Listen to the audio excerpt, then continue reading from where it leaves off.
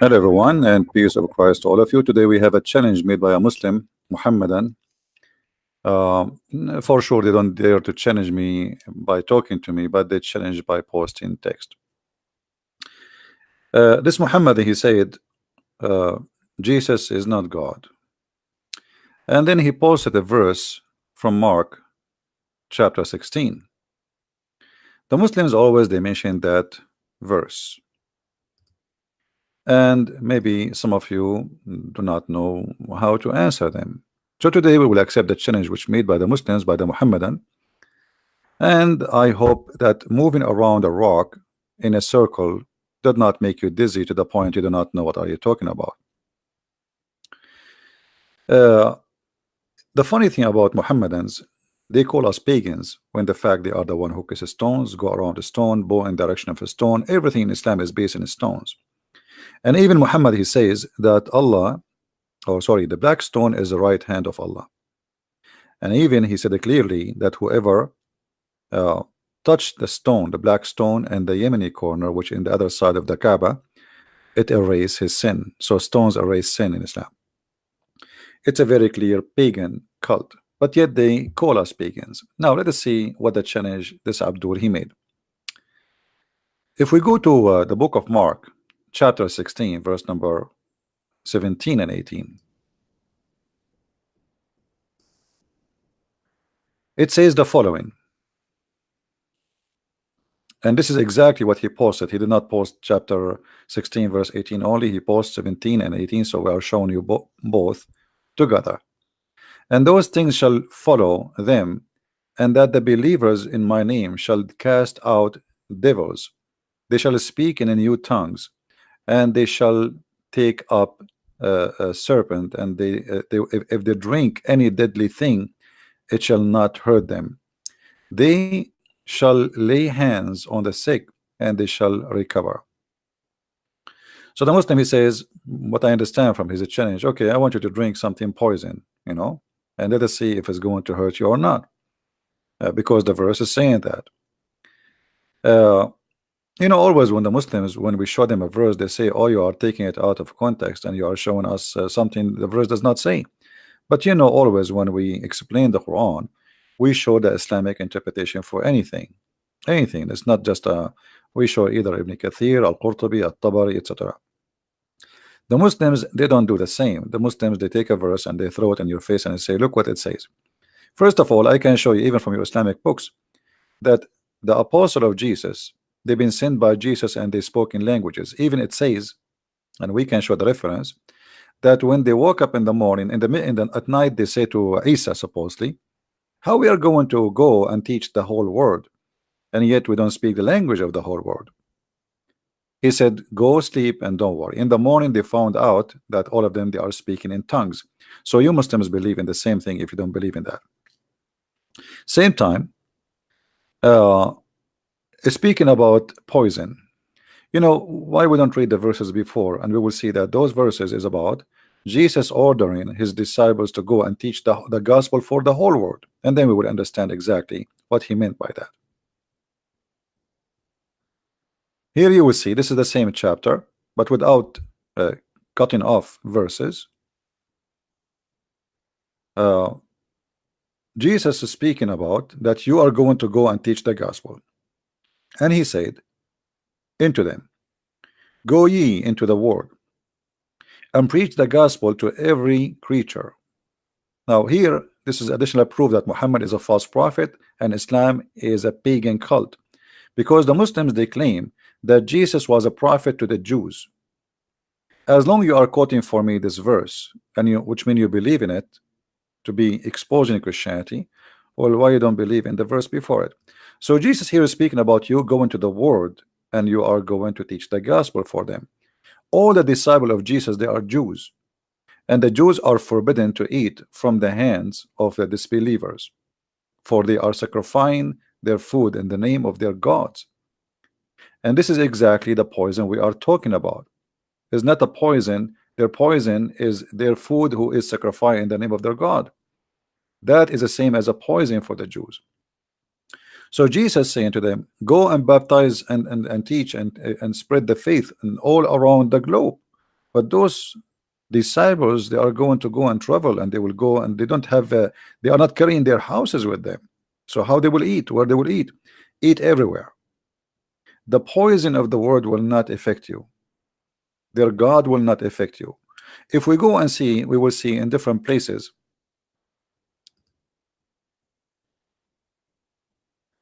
First of all, the Bible says it clearly. The scripture says you must not test your Lord, which means you cannot say, okay, God, I'm going to take a drink poison, and then I want to see if you want to save me or not. This is forbidden in the Bible. But this is not really what the Bible is speaking about. It's not about you go and drink poison and then you will not die, because the Bible makes it clear that you will die. Isn't it the Bible says that people will kill you, and they think by killing you, they think they are doing a favor to God? If we go here, you will see it says Luke 10 verse number 7 and 8. It says in the same house in the same house remain eating, drinking, such a thing as they given or they give, for the laborer is worthy of his hire. Go and go to house, and then and into whatever city you enter, and they receive you, eat such a thing as they set before you. So he gave them permission to eat, but this is not what the Jews they do. The Jews are not allowed to eat from the hands and from the cooking of those who they are pagan, not believers, who sacrifice in the name of their gods. So the poison they will face in their way, that they will face a lot of different religions, people who believe in different gods, and those people, they are forbidden to eat from their hands. So Jesus is giving them permission. Same time, Jesus, he confirmed that time will come and people will kill you. They will kill you, and they think they are, by killing you, they are doing favor to God. Is that true or not? Absolutely. Let us go there and see what we will read. But before we go there, if we go to 1 Corinthians, you will see in chapter 8 verse number 4 and 13, it says, so then about eating food sacrificed to the idols, we know that an idol is nothing at all, which means not exist in the world, that there is no God but one. See, the Muslims, you took the shahada from us.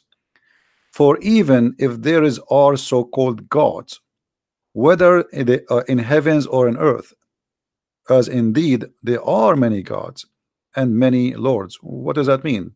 The Satan, the devil, there's many gods.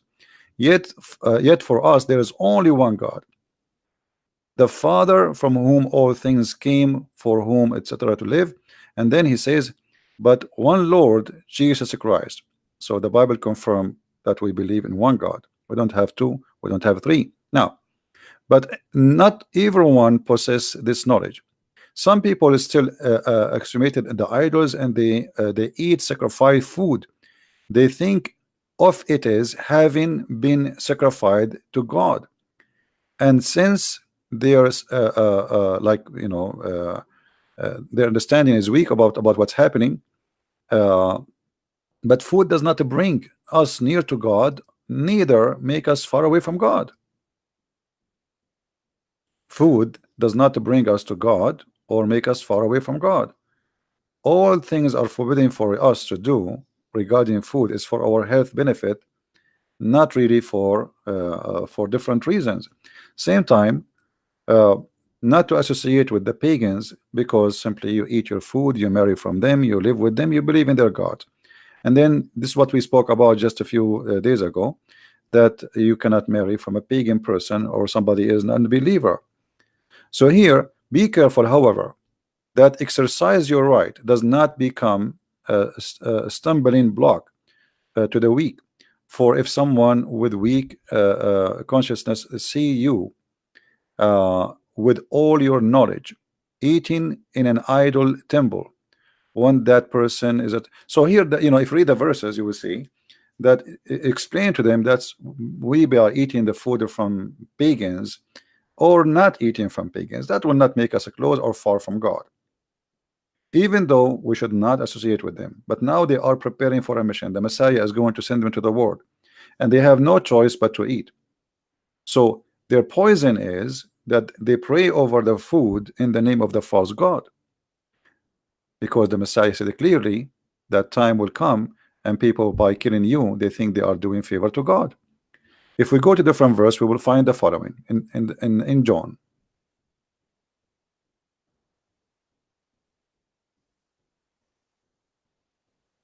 They will put you out of the synagogue. Indeed, the hour is coming when whoever's kill you will think he is offering service to God. So Jesus not only saying they will, he is saying you might be killed. He is saying they will kill you. The time will come and they will kill you. So they will be killed. They will be they will face death. And there's nowhere in the Bible it says that if you, because you are serving me, you will not die. So this is not what Jesus is saying. Going and serving the world, going and teaching the gospel around the earth, you have to face a consequence, and you will be killed, you will be tortured. And this is exactly what happened. Even they give them as food for the tigers, for the lions, for the cats, and for the, all kind of beasts. They've been crucified. They cut their head, they cut their hands, they torture them. So did Jesus says nobody can hurt you? Absolutely not. So when a Muslim he come to us and say that this verse here is speaking about that you can drink poison and nothing will kill you and nobody can hurt you, this is absolutely false. This is not what it says. You will go and you will teach the whole world about me, and they will not be able to affect you with their poison, which means their cult and their religion and their teaching. Go and teach, and nobody can hurt you. In which way? Physically? No. Jesus himself was crucified. And Jesus here is telling them, I was crucified and you will be crucified too. And now it's time for you to go and teach the whole world. So how in the world you think, if we Christian believe that Jesus himself was killed, how the followers of Jesus will not face this death and die or can be killed? That would be silly and that would be stupid. All the disciples of Jesus faced death. All of them sacrificed or or tortured. Uh, so it's not up to you to explain for us of verses. You yourself, you do not know what it's meant. You see, when we debate with somebody, we debate him about his belief, not about what he think or what I think about the belief. Like as an example, once a Muslim told me the Torah is not the book of Moses. Stupid. What I can say, this is his, what he think, but this is not Islam. Islam believe the Torah is the book of Moses. All right.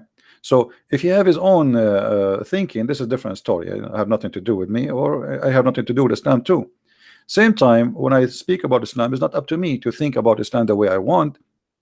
I debate Muslims about what they believe, not what I believe, because I believe Islam is a stupid cult. That's it, you know. But they believe Islam is coming from the true God. So we debate them about what they believe, and when we see a verse in the Quran, we go and see what the Muslims, how they believe in it, what they say about it. Let us see what they believe. So do we Christians believe that if a snake did bite me, I will not die by poison? Absolutely false. Do we Christian believe that if we drink poison we will not die? This is absolutely far away from the truth. All what he is saying to them, that you are preserved by me. Whoever die and believe in me will live. They will crucify you, they will kill you. You go to the world, you preach the gospel, and their poison will not kill you. In my name you shall cast the devils. I give you a power. You shall speak in tongues, which means don't worry about you speaking languages of people who you don't understand. So a Muslim, he tried to make it the way he want, and that was supposed he will make him like laugh at us. However, the Muslim themselves, when they make such an accusation, they are showing us their ignorance, because their prophet, he made a challenge too to the Christians. Let us go first to the Christian challenge. Let us close some browsers because there's too many.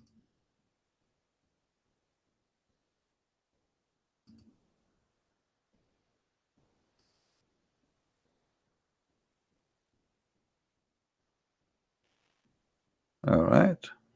Now we go to the Quran. If we go in the Quran, we will find the following.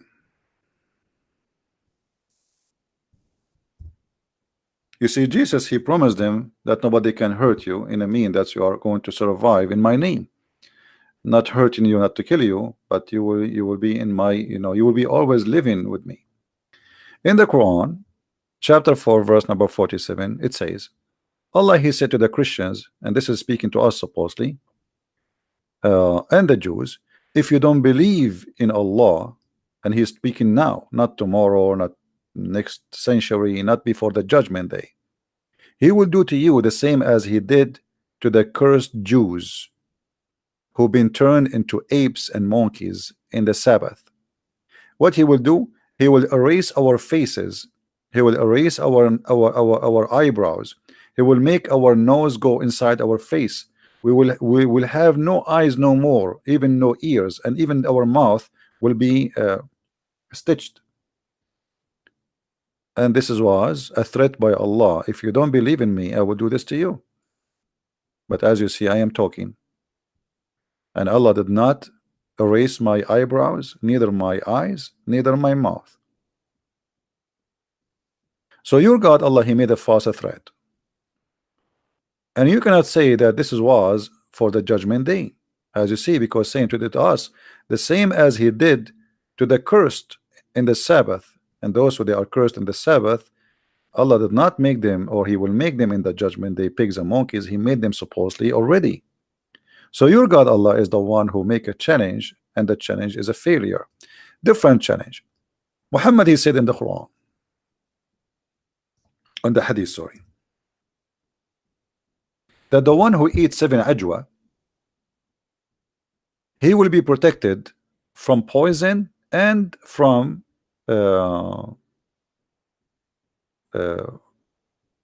magic. I challenge you to eat 7 ajwa and to drink poison. Do it if you can. You see, you are making a change for me, which is not valid, but this is about literally eating, and not only eating ajwa. He's telling you how many ajwa. Ajwa is the palm fruit dates, for those who do not know. If you eat 7 of them, nothing happened to you. And guess what? What make it more funny, and Muhammad get himself exposed, he himself, he died by poison.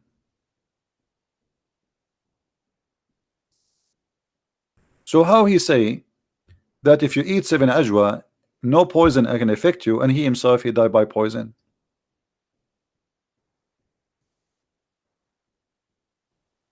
Do we have any Muslim have anything to say?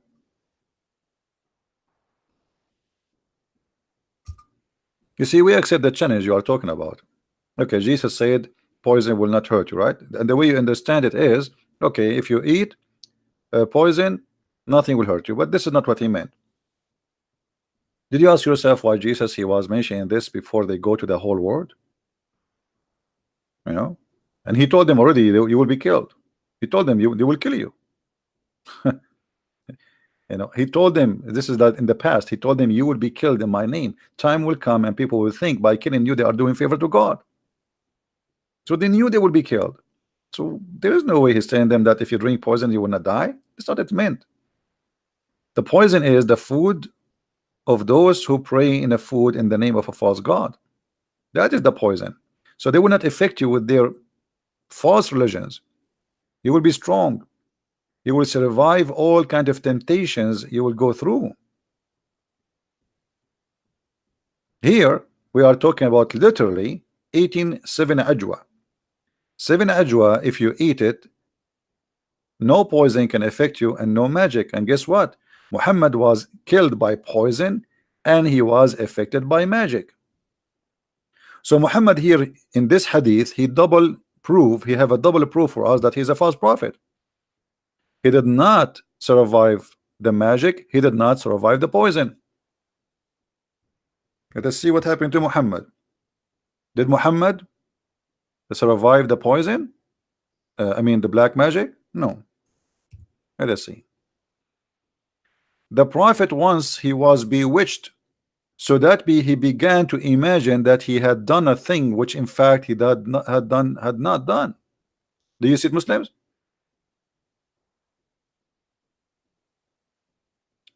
The prophet was bewitched. So if I say to a Muslim, you are following a bewitched prophet, should he be upset from me, guys? Is that an insult? Why Muslims will be upset if we say to you, bewitched prophet? Well, you Christian, you should from now on, you say to them, so oh, you are following the bewitched prophet. Can a Muslim says this is a lie? Can a Muslim he says this is a you are just insulting? This is what happened. And the one is saying that is his wife, narrated Aisha. Once the prophet was bewitched, and look what happened when Muhammad get bewitched. He began to imagine that he had done a thing. In fact, he did not. Okay. Do you know how dangerous this statement is? Guys, do you know how dangerous this statement is? Because if Muhammad is imagining things he had done, but in fact he did not, that means Muhammad cannot be trustworthy for whatever he say, because he imagined he spoke to Jibril, but in fact he did not. You know what I mean? How we can trust this guy after this?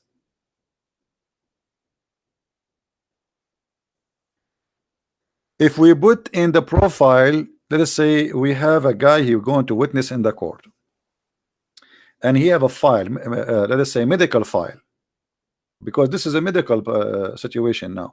You see, when the Muslim they say the prophet was bewitched, they are just trying to say to us the prophet was crazy. For the Arab, anyone who do things which is crazy, they call him bewitched. They believe that somebody cast a spell on him. And this is a very traditional for all ancient people in the old days. When something you cannot explain why it's happening, so what you say, somebody casts a spell on him. This is a spell, a magic. But I believe strongly that Muhammad have a mental issue. This is have nothing to do by bewitched. And then Muhammad he claimed that somebody took some hair from him and he controlled him from far distance. I mean, if this is the case, okay, go get some hair from Trump and control him. Who is a Muslim when I got some hair from a Trump and control him from far away? Or get some hair from Putin? You know, those are the major two powerful men in this earth. Get their hair, put a black magic on them, and you can do the voodoo. You know, you can make Trump and Putin go in war. All what we need is some hair. And now I know why brother Sam Shamoun he have no hair, so nobody can control him. That's a smart idea, you know. So your prophet was bewitched. Your prophet was killed by poison. Yet he says if you eat 7 ajwa, no poison can affect you and no magic can affect you. So what we will do, Muslims, now? How we can trust Muhammad? And here I don't want to forget to mention this. When Muhammad he said that I was killed by poison, you see here confirming how he died. Muhammad he said that in the element which he died. This is not about him being sick. You see, it says here the prophet in his element in which he died. And the Muslim they say that whatever the prophet he say is it true. Is that correct, guys? Can a Muslim says to us that Muhammad here is lying? Who is a Muslim when I say Muhammad is a liar? Who is a Muslim when I say to us here Muhammad is lying, he did not die by poison?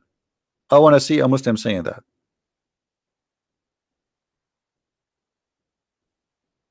Anyone?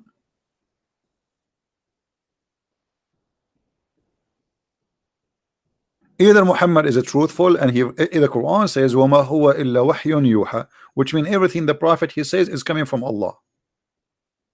He don't lie. Okay, Muhammad saying I am dying because of the poison, and now, not only now, he says he used to say, you see the word it says you used, which means Muhammad keep repeating this not only once or twice. For him, he knew he is confirming. He used to say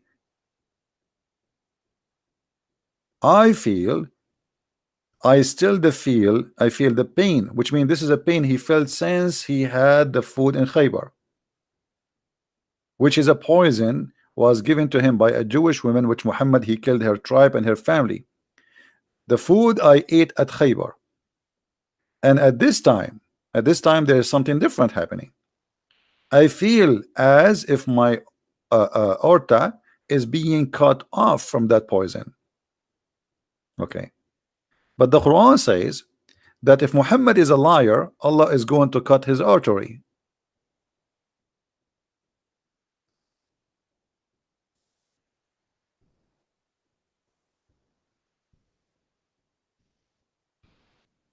The Quran said if Muhammad is to fabricate satanic verses in our name, surely we will seize him from his right hand, and then certainly should have cut off his artery or aorta. Do you see it, Muslim? This is your translation, not my translation. Do you see it? So the Quran confirm a prophecy. This is a prophecy. Allah saying in his prophecy, if Muhammad is a liar, what should happen to him? Allah will cut his artery and he will cause him to die. What do you say, Muslims? And Muhammad he confirmed that this is exactly how he died. Isn't it amazing? What do you think, Muslims? Isn't it amazing? It's amazing. Like you say, okay, if Muhammad is lying, I am going to do this to him, and then this is exactly what happened to Muhammad. So what do you want more proof? And this is from where? From the Quran. This is not from the book of the Christian. This is not from the book of the Jews. This is not from the If Hadith or potato tomato. This is from your Quran, and both are authentic for you. So what we will do? What do you say? Any Abdul?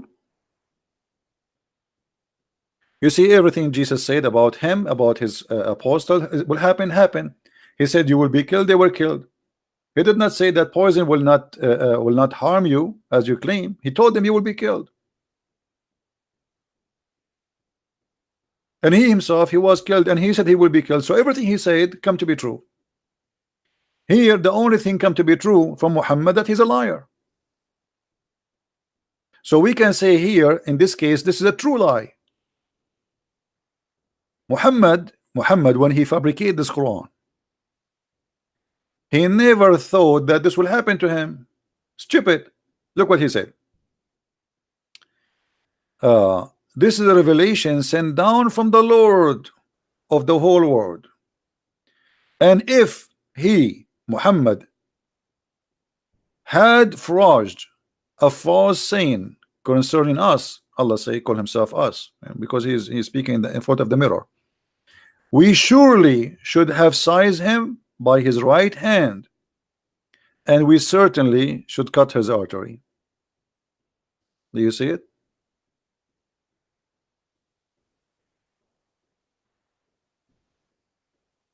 Any Muslim have a comment? Who is a Muslim here in the chat? I see the guy there, his name is Nat. Hey Nat, are you a Muslim, Abdul? Nat Tuner, are you a Muslim? Because I see you are saying to challenge me, not challenge me. Why you don't call me? If you want to call me, feel free. Do you like to call me Nat? Or you are challenging yourself in the text?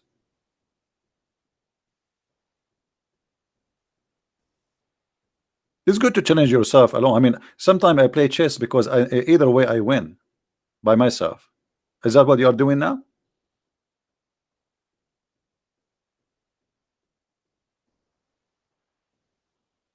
Huh?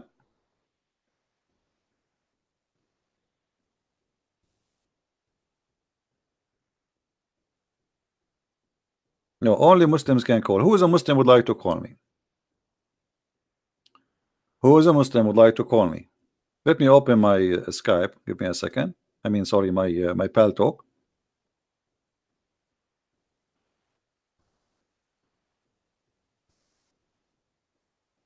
And if there is any Muslim would like to call, feel free.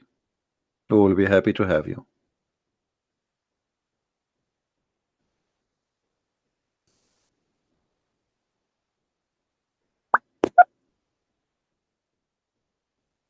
They can call me in Paltalk. It's a program, it's for free. It's the same as Skype, but it's better.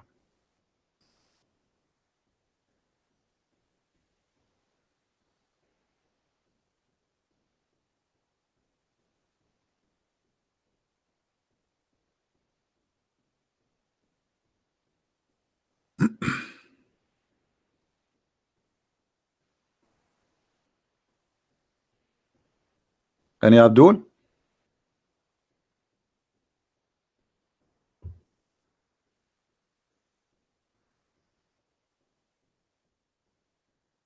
Who is Abdul?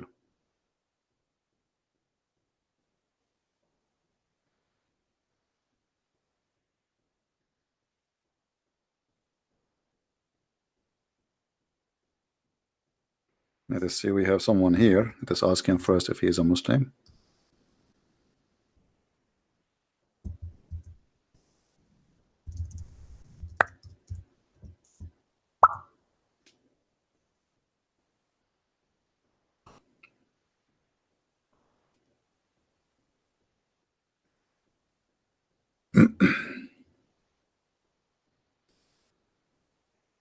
Anyone? Isn't it amazing that Muhammad, he predict that he is a liar and he will die in a certain way, and he die exactly as he predict, as a liar?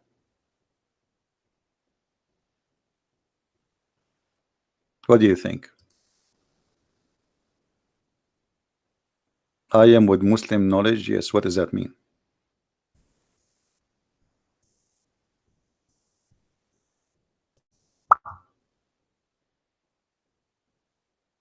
I mean, I asked the guy, are you a Muslim? I say, I am with the Muslim knowledge. I mean, have you ever heard of a silly answer? I am with Muslim knowledge. What does that mean? You're an ex-Muslim. Oh, okay. So debate you about what? I mean, what an idiot.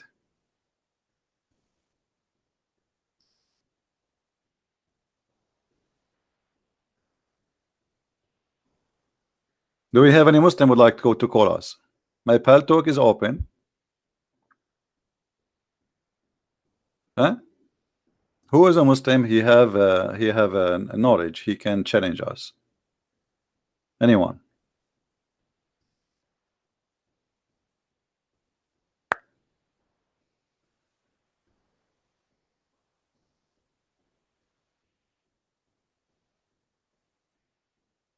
Anyone?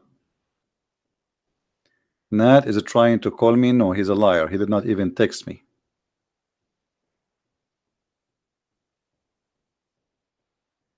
Who is a brave Muslim? He is willing to call us. And you know what? We can have an open challenge. I mean, you give me anything you want about Muhammad to prove to us that Muhammad is a prophet. Forget about our topic. No problem. Forget about Muhammad, his artery cut off, for he is a liar, as the Quran said. I'm not going to talk about it if you want. Who is a Muslim? He have the courage to call me.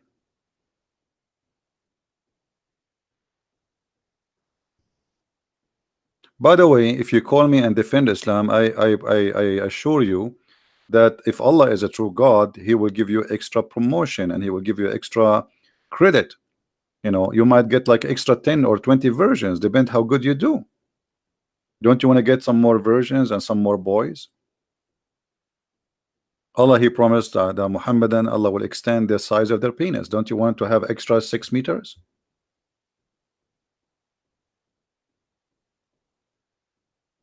Anyone? Okay, look like the Mohammedan are very shy. You see, the Mohammedan, they have a big mouth attacking us, but they have nothing. They have a very funny cult. They have a very funny cult. They have a God who is stupid. He says stupid things, and what I see in front of me is stupid. I mean, How you say if Muhammad is a liar, I will cut his artery, and then Muhammad later he died by the same way? I mean, don't Allah know the future? Somebody give a call to Allah, say, Allah, hey, take the verse, take it off. This is a problem. It's stupid. A Christian prince will read it. Hello? You need to pay to use Paltalk? No, Paltalk. No, there is membership if you don't want commercial in your Paltalk. That's all. It's for free. There's paid membership and unpaid. The difference between them, you don't receive a commercial. It's for free, and I'm using the free one, and I'm using Paltalk for many years. So what do you think, Muslims?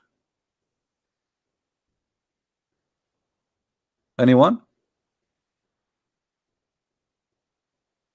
It says just text me, no problem. I am offline or online, don't worry about it, just text me. What's your business if I am online or not? Just text me.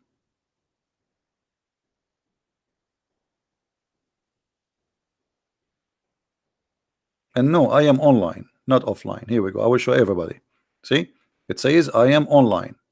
So why you are lying, guys? Does it say online? Look, even the LED light green next to my name, and it's flashing like we. So stop lying.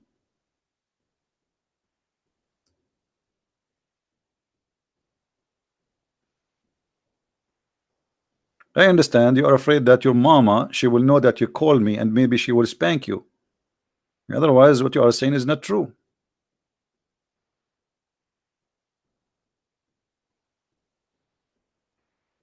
So who is a Muslim wanna call me? How Muhammad he predict? How Muhammad he says if you eat 7 ajwa, no poison can kill you, and no magic can affect you. And then Muhammad himself, he was under the influence or the effect of magic, and he died by poison. Any Abdul want to explain to us?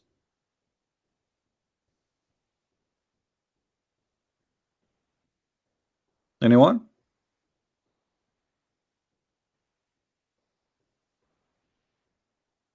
Nobody? Nobody. What we can do? Anyway, as long we are there's no Muslims, we will change the topic. We will take about something make you feel better. Okay? The knowledge of the Prophet. The knowledge. My uncle asked Allah Apostle about a person who imagined that he had passed wind fart during the prayer. Allah Apostle replied, he should not leave his prayer unless he hear the sound and he smells something. I mean, look at this, man. I mean, look at this religion. This is deep. This is deep. I don't know where are you from. Maybe you are a Hindu, maybe you are a Buddha, maybe you are an atheist, maybe you are a Christian. I'm not sure, but this is deep. Okay, a guy, he's praying to Allah. He bent down. Okay, now, okay, shall I leave? Shall I stay? He need to know. I mean, what? Okay, what is next? Okay, I got you know, it coming out. The Prophet, look how fast the answer is. Jibreel is right away in the head of the Prophet. Muhammad, he hear the answer. Muhammad, you do not need to ask Allah what we should do now. No, the answer come right away. Brother, if we ask Zakir Naik what we should do, brother Fitter, a brother, they ask you question. If I pray to Allah and suddenly I break wind, and you know, if I break wind, there the bad smell will come out. Brother, did somebody ask the Prophet the same question? I needed to him, if you do fart, brother, you should stay in the prayer in your place, don't move until you hear something and then you smell something. So if you hear only, brother, and you don't smell something, then you do move, and vice versa. Which means if you smell something but you don't hear something, stay, brother. That's deep.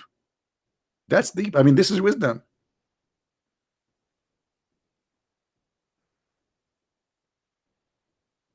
We should have changed the name of the book, Farah al-Bukhari, to call it the Book of Fart.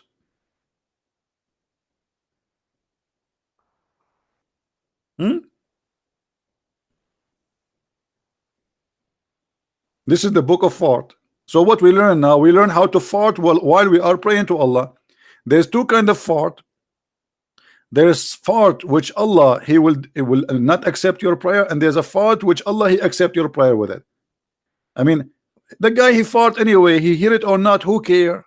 Why there is a difference between a fart he hear it and a fart he don't hear? He felt it. No, you have to hear it, brother, and you have to smell it, brother. So what the difference between a fart we hear and a fart we don't hear? Is the first one is a holy fart and the second one is not?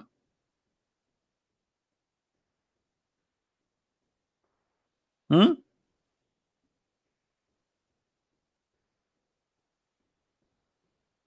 Are you?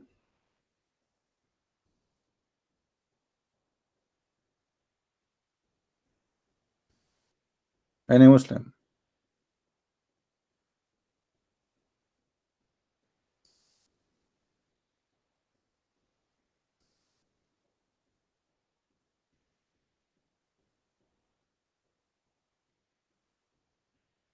Shall we change the topic?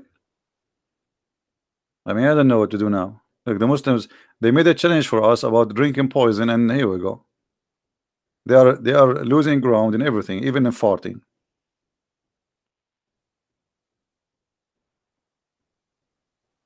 And by the way, why Allah will not accept your prayer if you farted? I mean, I mean, the fart is inside you or outside you. What does make a difference? Actually, fart outside you is better than fart inside you.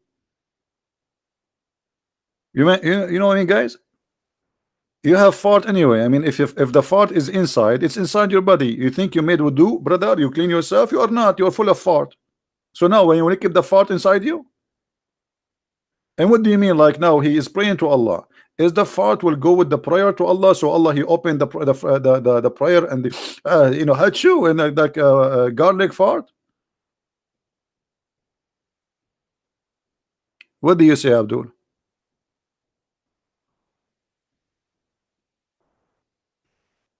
What the difference between your fart is inside and that your fart is outside?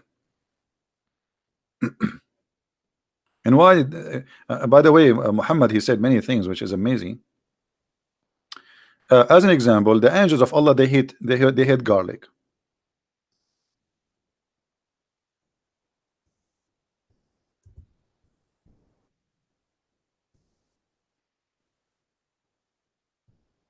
And that makes sense. Hmm? Why we should not eat those fruits or those vegetables, onion, garlic, leeks? Why? Huh? He is forbidden even from entering the mosque. So the Muslim he pray 5 times a day. You cannot enter. Read carefully why. The narration of Muslim is he who is eating onion or garlic or leek should not approach our mosque because the angels are also offended by strong smell.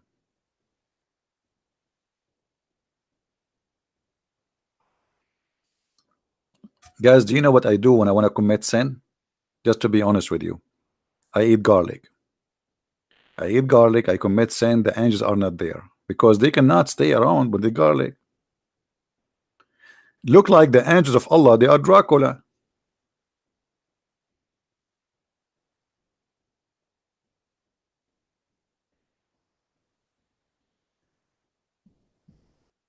Any comment? Why the angels of Allah they don't like garlic? What the problem, Muslims?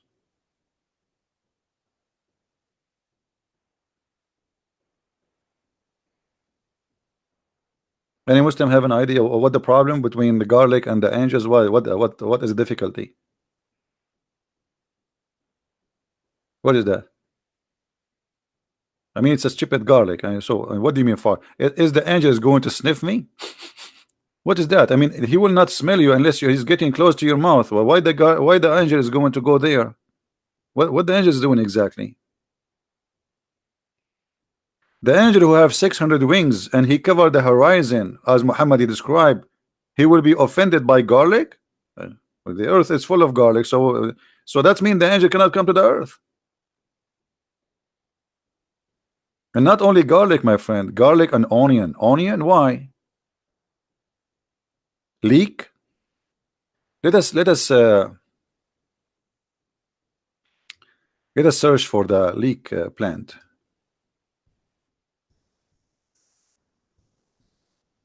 Let us see the leek plant. What is that? I mean, look how dangerous this leek, man.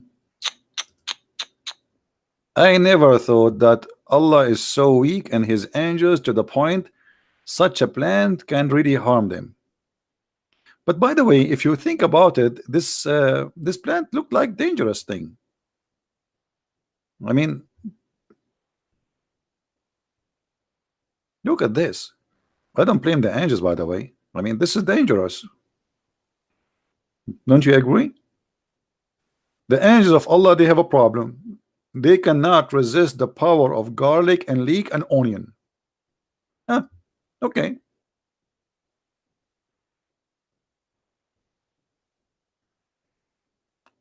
There is a wisdom behind this. But maybe Allah, he designed the angels and they have like a weakness when it's come to those you know, by the way, garlic, you do not know what are you missing. Garlic tastes good, onion tastes good, and leek tastes so good. You angels, you have no idea. What are you missing? Okay.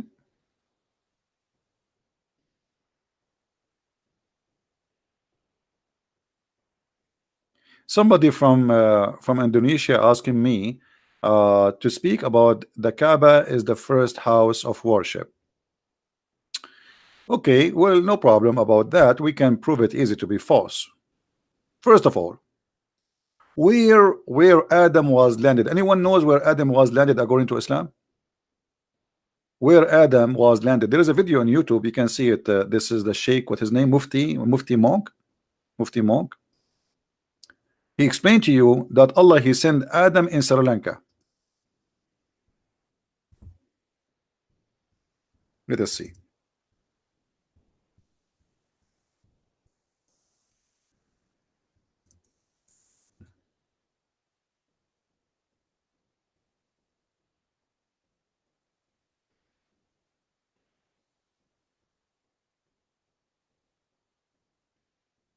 Islamic landmark.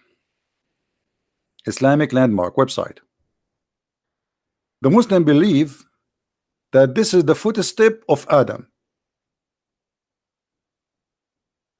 And by the way, the footstep of Adam, I mean, this is weird. I mean, there's only one footstep. Look like Adam at that time was like a kangaroo. Why only there's one footstep? What happened to the rest? Any Muslim have an idea? And now they are fighting with the Buddhas about who this temple belonged to who. The Muslim, they claim that this belonged to Adam, and the Buddha, they say no, that supposedly something have to do with the religion too. So look at this. This footprint is 5.7 by 2.6 is believed to be the footprint of Prophet Adam. Upon peace upon him. Or this is different now. Upon him peace. Upon him be peace. This is different English. Who was said to be 60 cubit tall. Okay, I'm gonna go with you, Muslims. Adam is 60 cubit tall. He is doing what in the top of this hill? I mean, he cannot even stand. He will fail. The wind will push him. This is small, tiny, little hill. Adam was there stepping here. Why? Is that the elevator supposedly? So Adam, he sent down by Allah by the parachute, and then he landed here. What happened?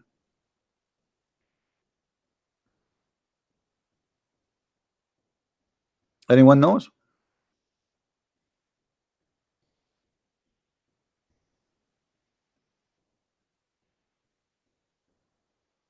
Why you did not accept my I think this is the kid Gigi.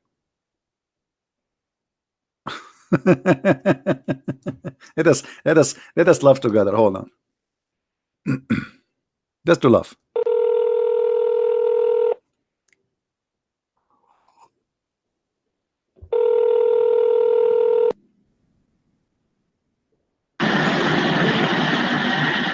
Hello? Hello? Potato coward. He is calling me coward and then he hang up. Mm, next. Who is next?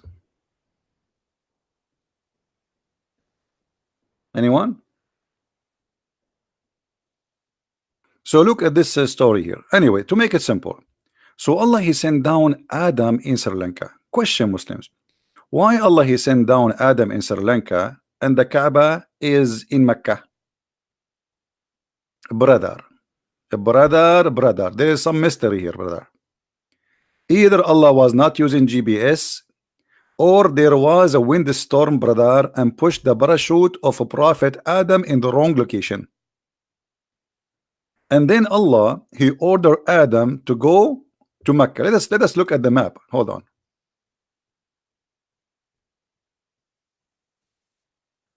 Uh,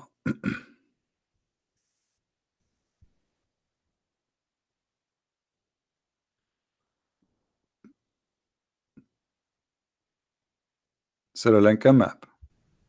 All right. So I want the Mohammedan to focus with me carefully here. So this is Sri Lanka. Okay. But here Sri Lanka is an island, is totally an island.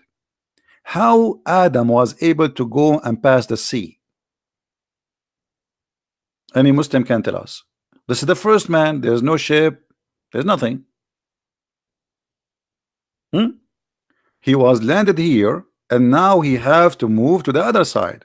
He have to go to India. Any Muslim can tell us how Adam was able to go all the way?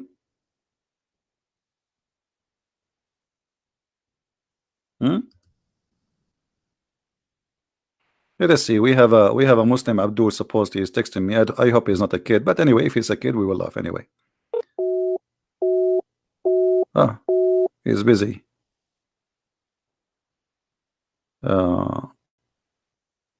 Oh, he says he is using older version of Paltalk that does not support. Okay, he have to update his Paltalk. Let's try again. No, it's not working. Any Muslim can tell us how this happened.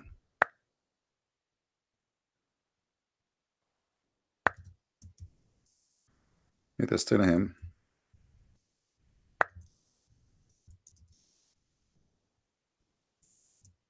That you need to update. Oh, I was typing in Arabic, you believe it?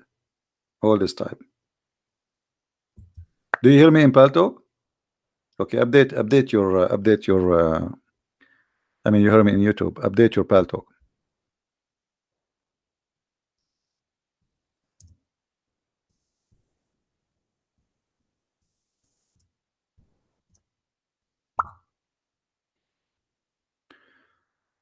So look at this.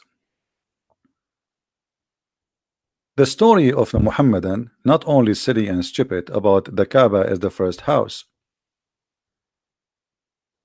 because now Adam he have to go all the way. Do you know how far Sri Lanka is? How Adam was able to go to Mecca?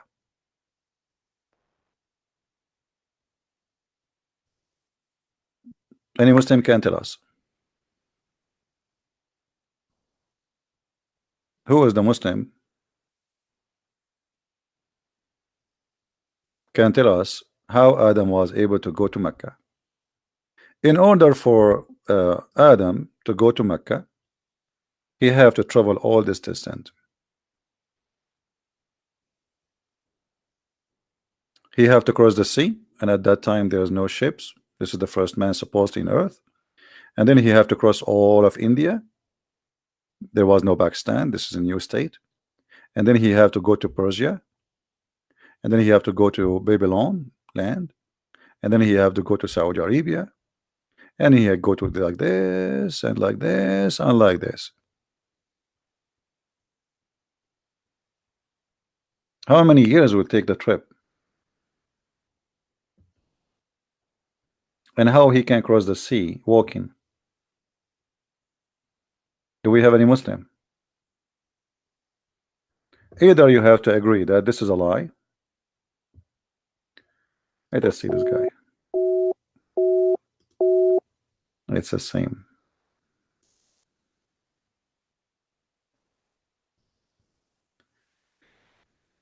Do you understand me, Abdul? I told you you need to update. You need to update.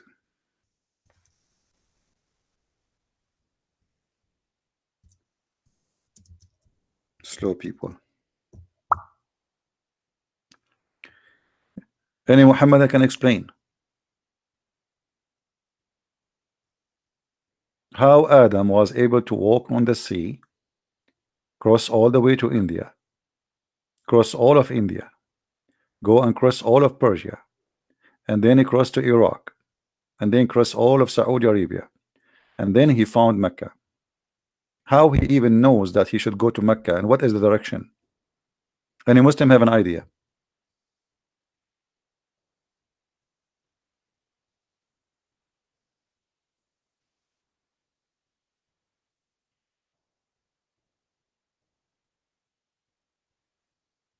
Anyone?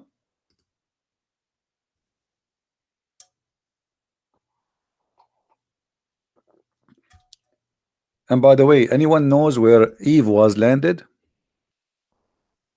Where Eve landed? Anyone knows?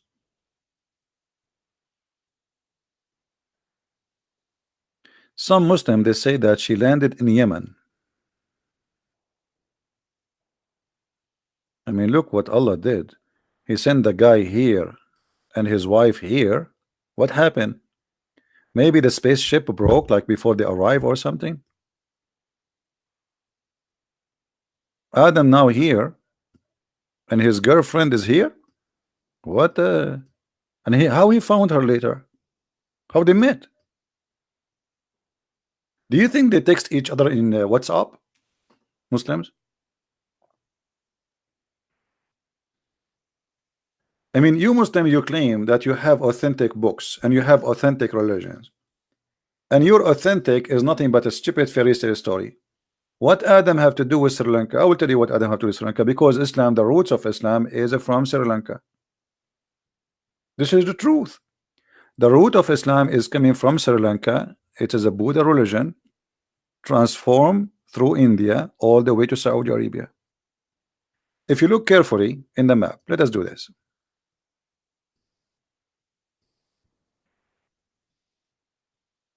How far India is from the Arabian Peninsula? Not far, very close. This is Pakistan. This is Pakistan, and this is the Arabian Peninsula.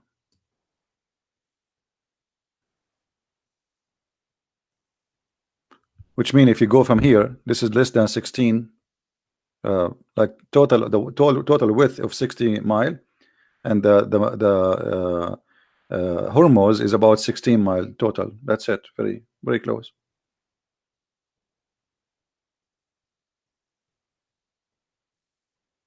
If you look at those who they call them Arab today, you will find that they look, especially in Qatar, Emirat, Bahrain, they look like people from Sri Lanka and people from India.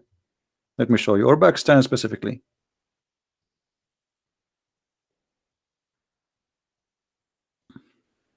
And guys, don't text me in Pal Talk. You see, don't make me do the same as it did in Skype. I run away from Skype because a Christian keep text me there.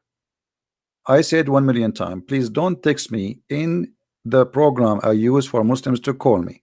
If you are a Christian, use the chat in YouTube, because my Pal Talk will jump like a crazy, and I will keep receiving messages. You want me to hang up in Pal Talk? I will close my account there. I run away from Skype because I open my Skype, I find like 2,000 people saying to me hello. Now, let us see.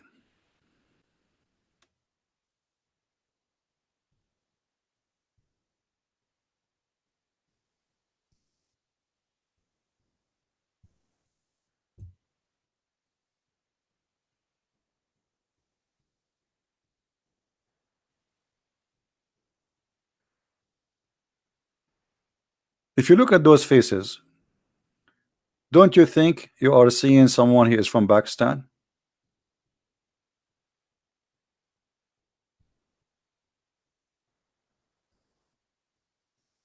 What do you think?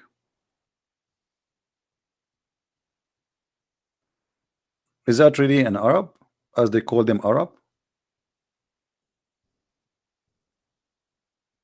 or this is a Pakistani boy?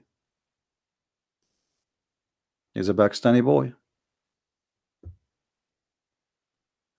This is his father. Their hair, their mustache, their everything. They are Pakistani. There's nothing is called Arab.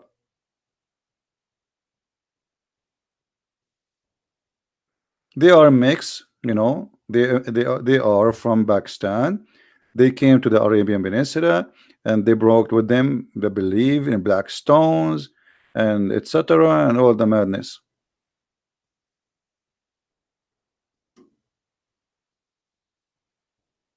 Hmm? Any Abdul have something to say?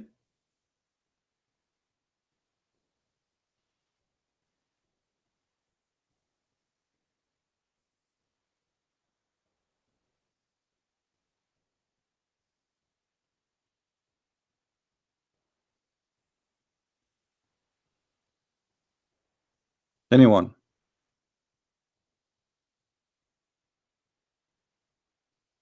Anyway, we go back to the Quran where it says that the house of Allah, the first house of Allah, is the Kaaba. The Quran doesn't say that. The Quran says something different. Look what the Quran said. The first house which Allah He built is the house which is in Mecca. Where is Mecca? Where is Mecca? The Muslim they say that this is now Mecca. It doesn't say Mecca. It says Mecca. Read with me. Okay, did it say Mecca?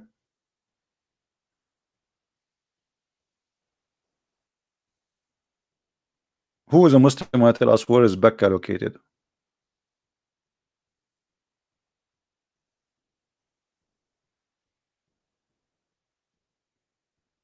Any Muslim have an idea?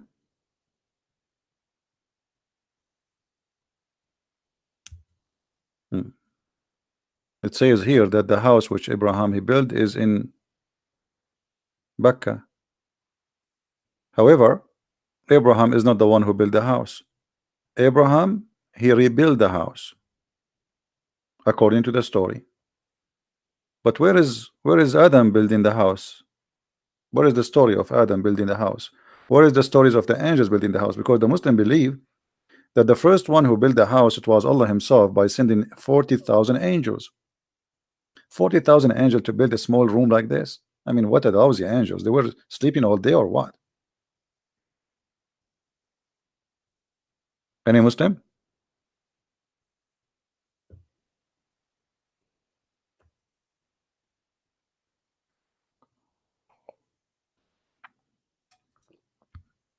Any Mohammedan? So all these fairy tale stories about Adam, Abraham, he went to Mecca, and then you make it Mecca. You are even confused about the name of the city. Is it Mecca or Mecca? Hmm?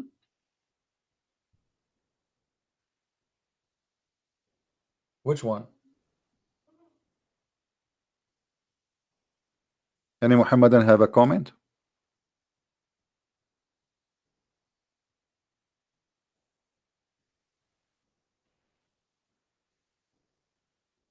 What is the proof that this is about Mecca? Where we can find the reference that Mecca is Mecca? Anyone?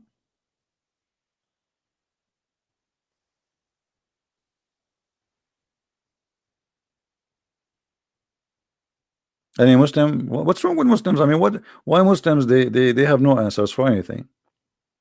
Why there it says Mecca?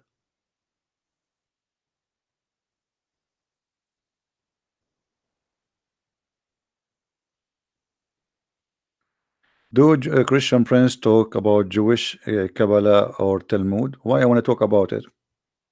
Give me a reason to talk about it. We don't believe in Talmud anyway. The Talmud is a stupid book, the same as the Hadith and of Muhammad. And the Jews are going to convert to Christianity sooner or later. What is left of them is very few. Any Abdul? Edward, if you keep posting this, I will block you from the chat. Just to let you know. Do we have any Muslim? He have something to say.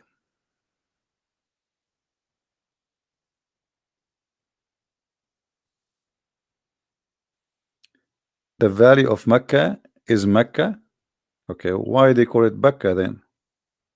Actually, neither Mecca was exist in that location. Let me show you what Mecca is. Give me a second.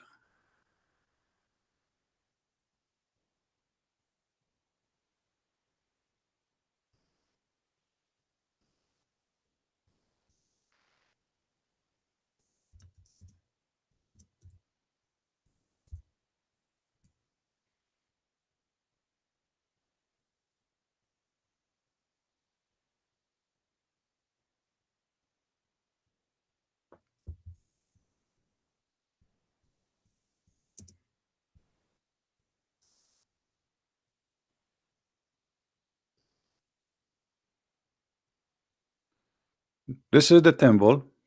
It's called the Temple of Al Mecca. Let us show it in the screen. Give me a second.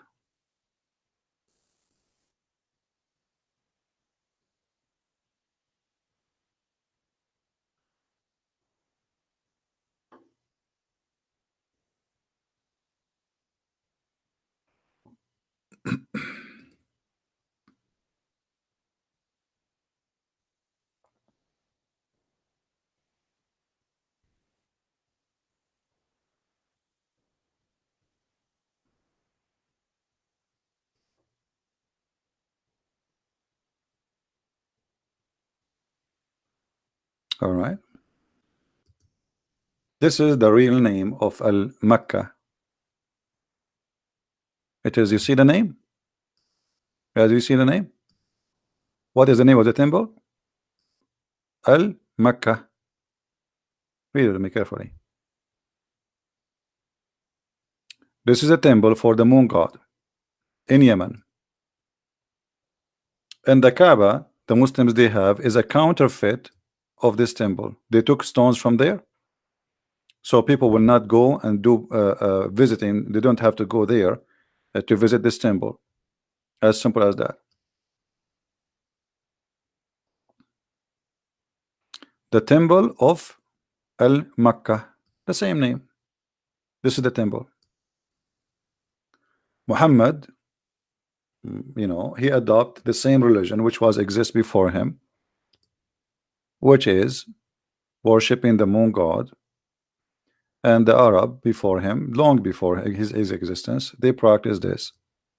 They bring stones from that place, and they told people that's okay. Now you do not need to go and do Hajj, and then we will see. This guy is saying he is a Muslim from Lebanon. Let us see if this is true or not.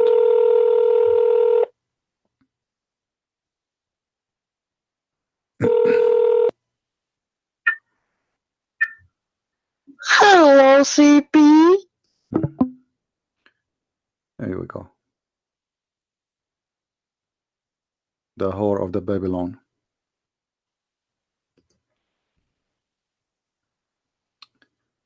Let us block you, and we will block you in the chat. So you are calling me and you are saying to me, call me to say to me this. Are you happy now? Do you feel better? Are you going to sleep in your belly now, or in your stomach, or in your back? Look how silly, stupid people are. Anyway, this is why always when I say to women or men, be careful when you get married. Imagine you marry such a potato like this. Imagine you get a donkey like this to be your husband. You will be so proud to have him as a husband. I mean, there's no way. I mean, you would be so proud about him. All right. Any Muslim have the courage and the knowledge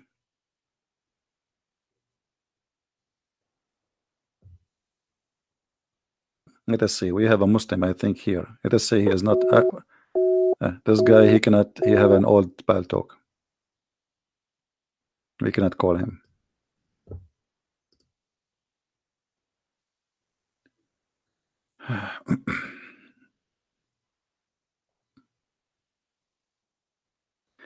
Somebody says to me, a Muslim, he said to me that Jesus was a Muslim because he fasted 40 days. Well, ask him, the idiot, if Jesus fast 40 days, so why you fast 30?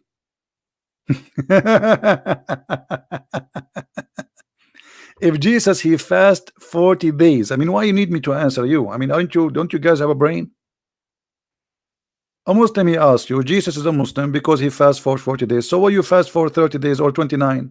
Because they fast moon calendar. Did Jesus fast by the moon? Jesus, he fast for 40 days. Secondly, you Muslims don't fast. None of the Muslims, they fast. Islam, they don't practice fasting. Ramadan is not a month of fasting, it's the month of eating. You can go right now and you can search in Google. You will find that in the month of Ramadan, food price in the Middle East goes skyrocketing. Why? Because the people there eat more. All what they do, they switch the day and the night, and that's it. There's no fasting. This is not fasting. What does this have to do with fasting? They sleep all day, they eat all night. They make their last meal early morning. Okay, I eat, me myself, I eat once every 24 hours. I do real fasting. Do you? You don't. In the month of Ramadan, every Muslim, he gain weight. Where is the fasting? Price food go crazy in Ramadan. Is that because you are fasting or because the high demand?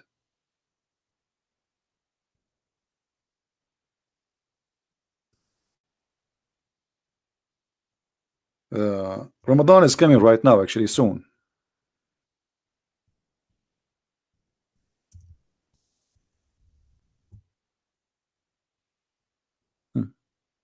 Read with me. This is the news. This is not my news. Huh? Read. Food price surge during Ramadan. Why? Because if nobody is eating, the food price will go down. Is that correct? If nobody buy food, the price of food, nobody buy it. That's it. It's they will give you a big discount. Just buy because nobody's buying. But food price in Ramadan go crazy.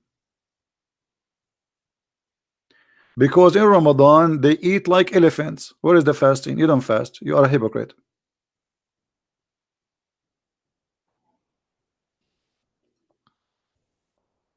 Muslims, they never have a fast. And by the way, why Muhammad was used to fast Ashura and then he replaced by Ramadan? Any Muslim can tell me? How if you fast Ashura, Allah forgive your sin, and suddenly Ashura became not important? What happened? Even if you fast the day of Ashura, just one day, Allah forgive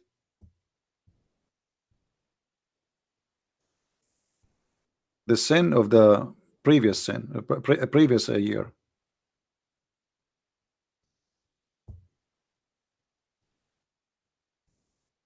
Have you ever heard of such a deal? Huh? I heard Ibn Abbas when he asked about the fast of Ashura. Say, I do not know the Prophet fasted any day because of etc. except by the mean of the month of Ramadan and the day of Ashura. Okay, what happened to Ashura, Muslims? Anyone told me? Anyone can tell me? The Prophet, he observed the fasting of Ashura. What is Ashura? Who is a Muslim can tell me why your Prophet he fast Ashura? Anyone knows why?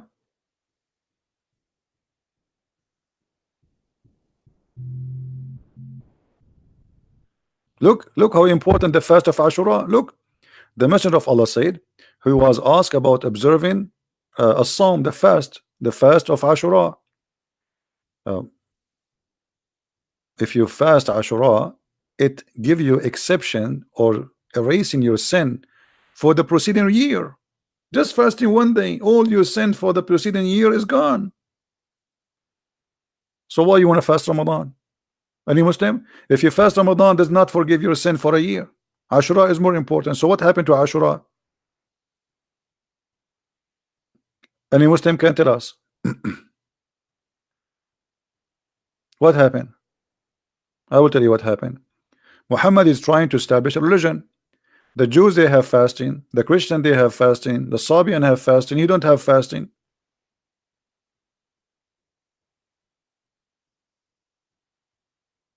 So he chose a day which was a practice before him. According to Aisha, the pagan Arab, they used to fast Ashura. Now, I want to ask the Muslims, what is Ashura? Anyone?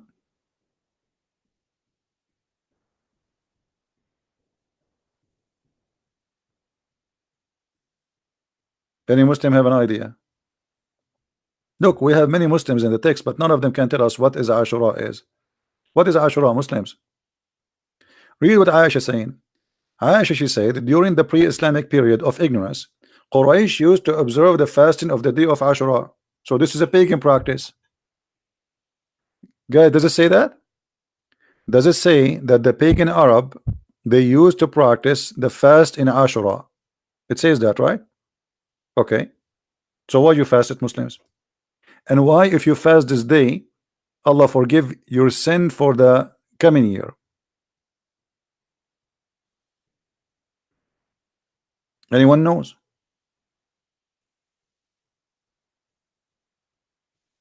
This is a fasting for the pagan. Why Muhammad, he copied the pagan and he promised you, if you fast that day, Allah forgive your sin for a year. Who is a Muslim? Tell us.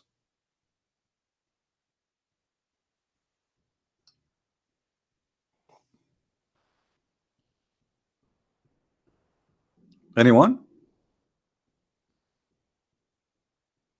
Didn't know. Islam is the most silly cult. I assure you, every Muslim now down in the chat is searching Google, Prophet Google. What is Ashura? Who is a Muslim? Tell us what is Ashura. Look at them.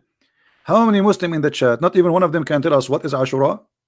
What is this Ashura day? What does that mean? Hello? You tell me if I open my Skype. Okay. Well, my Pal Talk is open. You can text me. You can call me in Pal Talk. It's the same.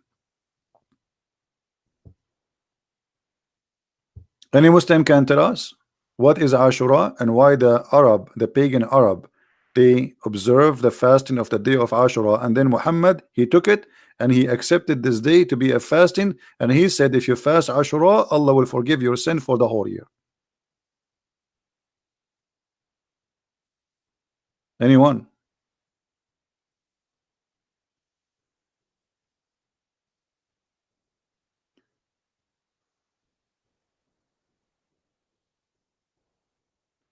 Ashura is a Hindi god. I don't know. You have to prove it. I don't take things as a statement. Do you have a proof? Do you have a proof that Ashura was a Hindi god? If you can give us the proof, we are welcome. Who is a Muslim can tell us?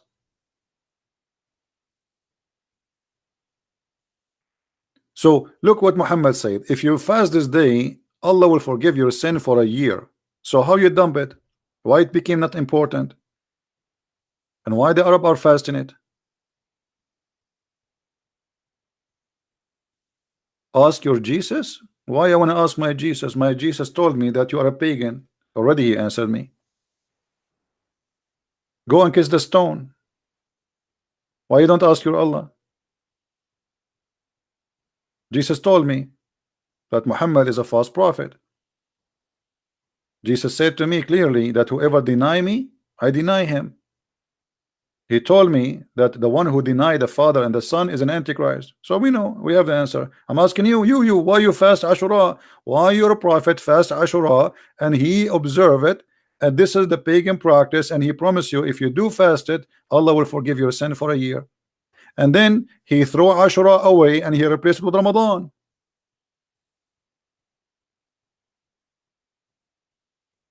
Any Muslim have an answer?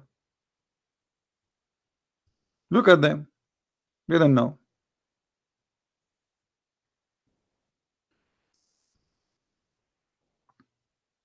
Any Muslim know? Are you telling me, Muslims, that you do not know? Are you serious? Not even one of you knows what is Ashura is about? No, Abdullah Samir, you cannot call me. Until now you do not know if the circle is a flat or not. You think the circle is a flat when the circle is a virtual space. You are not better than the Muslims, by the way, even if you left Islam. Don't think you think you are better. I know that David would speak nice to you. For me, I don't play games and I hit in the head. You are no better. You are false like them.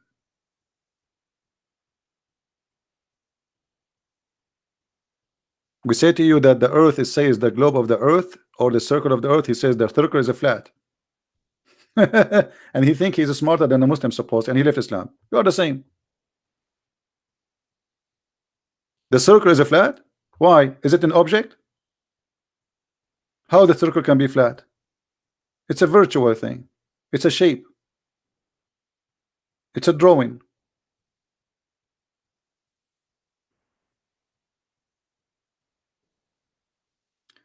Anyway, so do we have any Abdul want to say something to us? What is Ashura? Look at them, not even one. Are we stuck with this? Muhammad, he like Ramadan, he left Ashura. What this guy is doing? He's a change in his skin.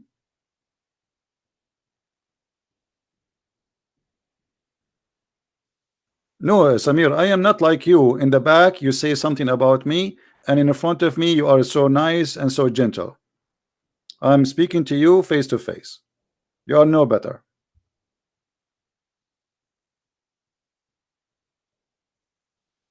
Quraysh used to fast the day of Ashura in the pre-Islamic period, and Allah Apostle too used to fast on that day.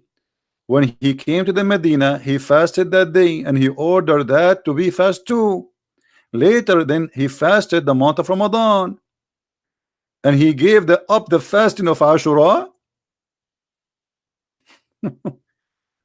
How you can give up the fasting of Ashura? Was Muhammad fasting Ashura by the order of Allah or by the order of his own self? Muslims, when your prophet was fasting Ashura, and then he left it and he decided to fast Ramadan, where Muhammad is getting this from? Where he receive an order saying you can fast Ashura, and then he receive an order says don't fast Ashura? Any Muslim can show me.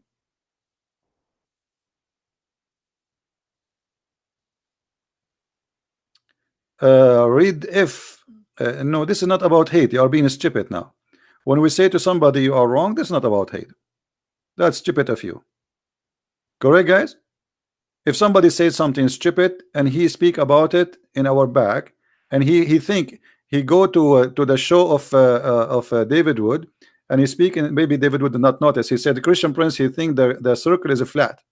Sorry, he think he don't know the circle is a flat. That's stupid of you. Shame on you to say that. Shame on you to say that. You are lacking knowledge. You claim knowledge. You left Islam, but you're still a Muslim in the mentality. You speak against people in their back. That's what Muslims do. In front of you, brother, and we etc. And you are so kind. They turn their back. You stab them. Islamic agenda.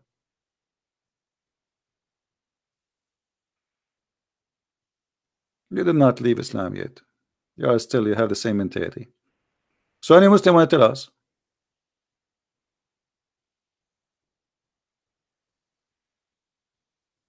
Who is a Muslim can give us the answer? Why Muhammad? Who is the one who ordered Muhammad to fast Ashura? And who is the one who ordered Muhammad to stop fasting Ashura? Any Muslim can give me a reference.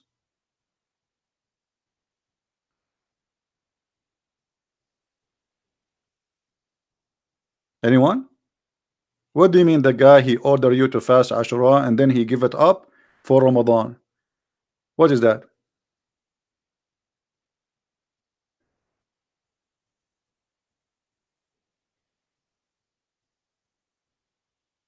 No answer. So look, they do not know why they are praying to the Kaaba. They do not know where this black stone is coming. There's nowhere in the Quran is mentioned the black stone. Why Allah did not mention is holy stone? Why Allah forgot about something so important? You don't know. You don't know. It's a book of ignorance.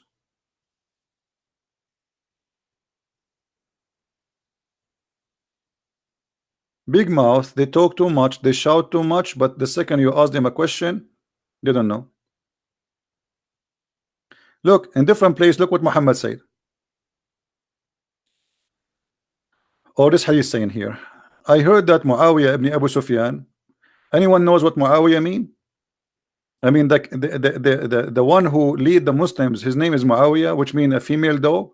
Okay, let it go. In the day of Ashura, during the year of he performed Hajj, saying, "O the people of Medina, where are your religious scholars? I heard Allah apostle saying that this day of Ashura, Allah has not enjoyed it fasting on you, but I am fasting it. You have to choice. They have the choice either to fast or not to fast. Okay, here we go. Allah did not enjoy the fasting of Ashura. Muhammad fasted. Why? Muslims, why Muhammad he fast the day of the pagan?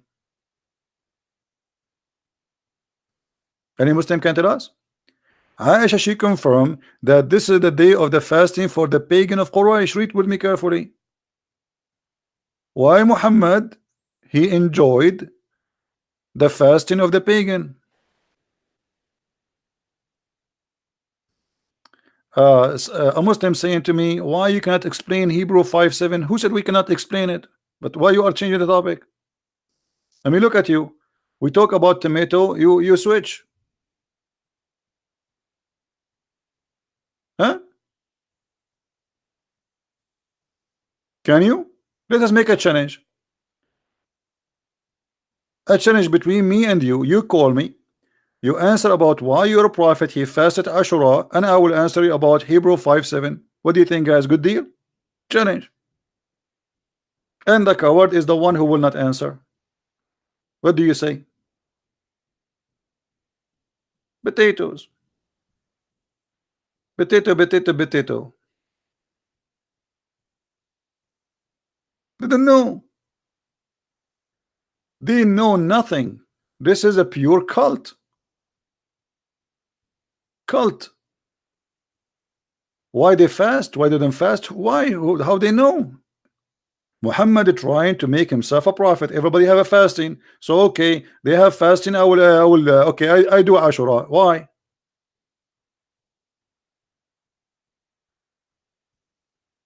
Any Muslim have an idea? They don't know. And the second you squeeze them, they say to you, read for us the verse from the Bible. Hmm? Okay.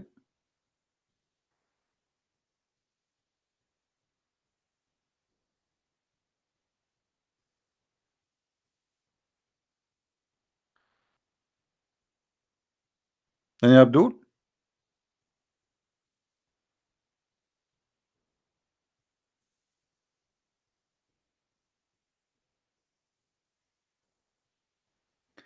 Open Skype. My Skype. What Skype? Go and call me in Paltalk. Take permission from your mommy and call me in Paltalk.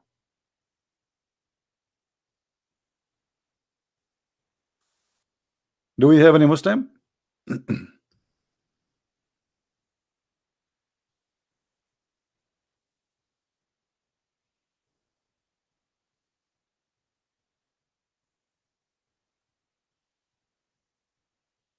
Hello?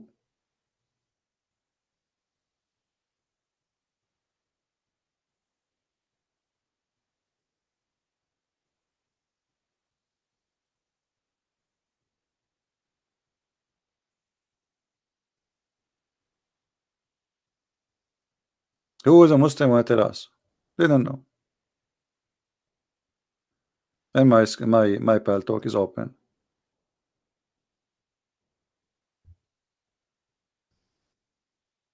What a stupid cult. They practice without knowing anything.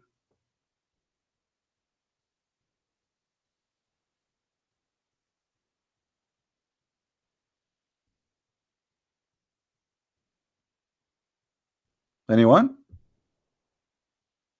Okay. What about Ramadan? Why you fast Ramadan?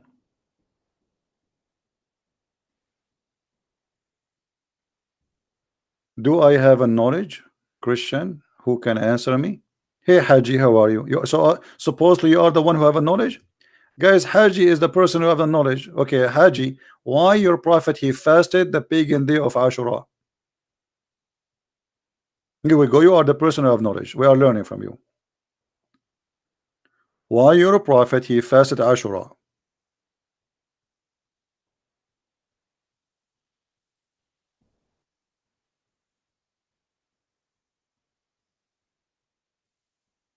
Are you going to answer me, Haji? Or you are just a text Haji?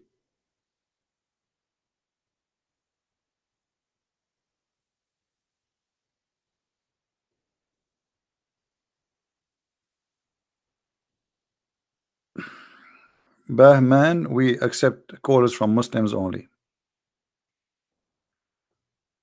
Anyone?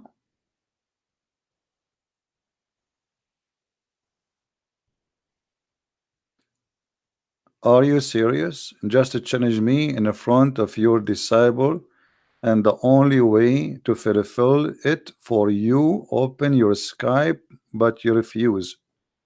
You are an idiot because I have Paltalk open and it's the same as a Skype. Call me. You are being stupid now. Anyone wanna call me? You can call me in Paltalk. It's a free program, the same as Skype. And my Skype, my Paltalk is open. Here we go. And this is my name in Paltalk for those who wanna call me. And I am online. Who there? Stop being a coward. I'm waiting for a Muslim to tell us why your prophet he chose to fast this day. Okay, if you don't dare to call me, what about you answer me in text? Why your prophet he fasted Ashura? Who wanna tell us? Anyone? Who is a Muslim who can give us in the text in the chat why Muhammad he fasted Ashura? Look at this religion. Let them know.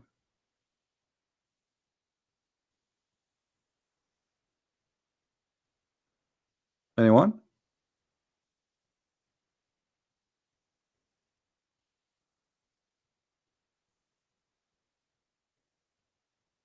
We don't know.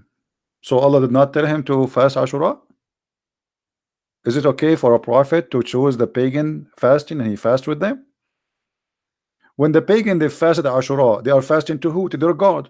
Why Muhammad fasting the same fasting? If this is a pagan practice who practice fasting for their pagan God, and Muhammad he practiced the same fasting with them, that's mean he's a pagan too.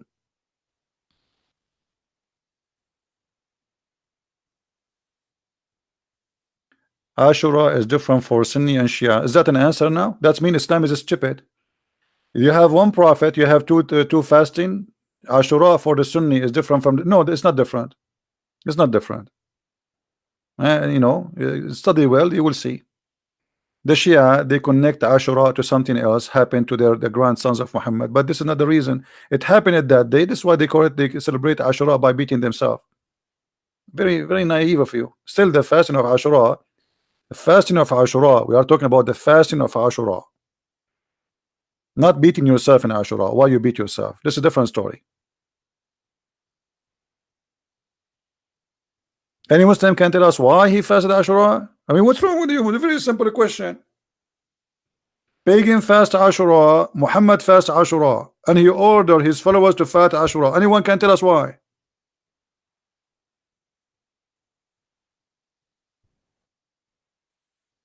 Look at them.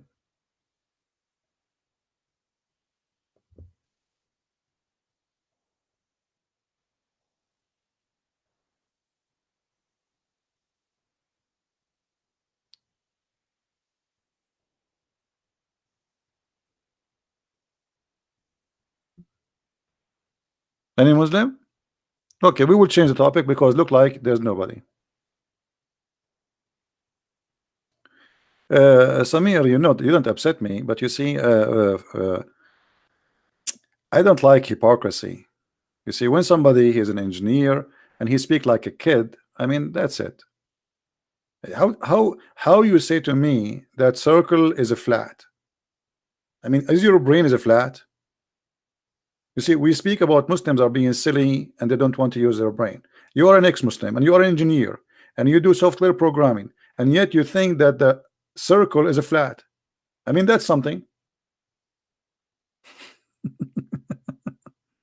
I'm not upset from the circle. I'm upset from stupidity. It's you who carry that sentence and you go to different program and you say, Christian Prince, you think the circle is not a flat. It's you who said that. Silly. Circle is a virtual shape, does not even exist.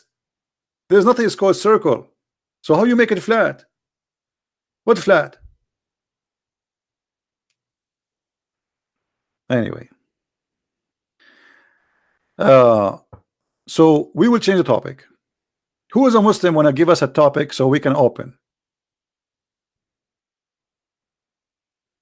Oh, the Muslim, he said to us about Hebrew, the book of Hebrew, where Jesus, he is crying and saying that he don't want to be crucified. Okay. So your question is what? How I can explain it? Very simple. The Messiah, the Bible says from the beginning to the end, that the Son is obedient to the Father, and my Father is greater than me. And the Messiah, you see, this is proven that the Muslims, they lie when they say that Muslims, that Christians believe in sacrificing the blood of a human so they can be forgiven. We did not sacrifice anyone. This is number one. The Messiah himself, he knew the future. This is number two. He knew he's going to be crucified, and that is telling you who is he. Number three, that verse confirmed that Islam is a false religion, because if Jesus will not be crucified anyway, why Jesus saying to the Father, I don't want this to happen unless it's your will. Let your will be done. So every sentence in that verse proving to us that Islam is a cult and it's a false statement from Muhammad to say that Jesus was not crucified. Number three, when Muslims they say that the Christian God, he killed himself, that verse proves that the Christian God, he knew they will kill him, but he don't like, is not his wish to be killed, but he don't want to be involved to change the future. Let your will be God. What does that mean? He knew it's going to happen and he will not change it. And the Messiah, he said at the end of the day, I lay down myself and nobody can take it from me. So here this verse proving that Jesus, he laid down himself, nobody can take it from him. So now you need to answer how the Messiah, he is prophesying about himself will be crucified, how he knew will be crucified, and how he is crying, as you said, for not to be crucified if he isn't going to be crucified anyway. What do you say, Muslims?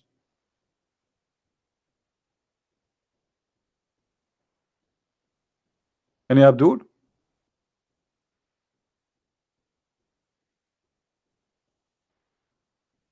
Anyone? Same time, as long we open the topic about crucifixion, the Quran confirmed that the crucifixion happened. You see, Muhammad, by denying the crucifixion, he confirmed the crucifixion, and let's show you how. Muhammad, he suffered from low IQ. He is a very low and intelligent. Look what the verse saying. They say, who supposedly the Jews, we killed the Messiah, Isa, Jesus, the son of Maryam. Look how stupid this statement is. Guys, the Jews, they say we killed the Messiah. The Jews are waiting for the Messiah. How the Jews, they will say we killed the Messiah? Any Muslim can tell us how such a stupid statement can be made? Who is the Jew, he says we killed the Messiah? Can you show me that Jew? Who is the Jew who says we killed the Messiah? Who is the stupid here? Any Muslim can show us the Jews who say we killed the Messiah? Because if they killed the Messiah, then why the Jews are waiting for the Messiah? The Jews don't believe they killed the Messiah. So this is number one lie. Number two, they say we killed the Messiah, the son of Mary. Why?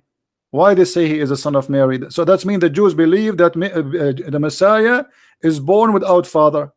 Correct, guys? Is that correct?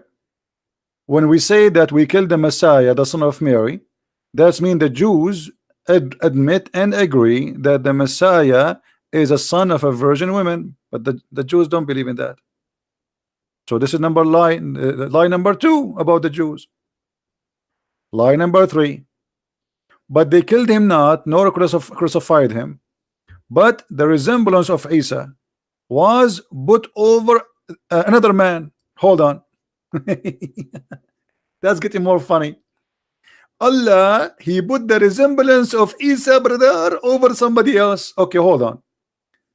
If we ask any Abdul, why Allah he put the resemblance of Isa over someone else, what a Muslim will say? Who is a Muslim? Mohammedan will say to us the answer.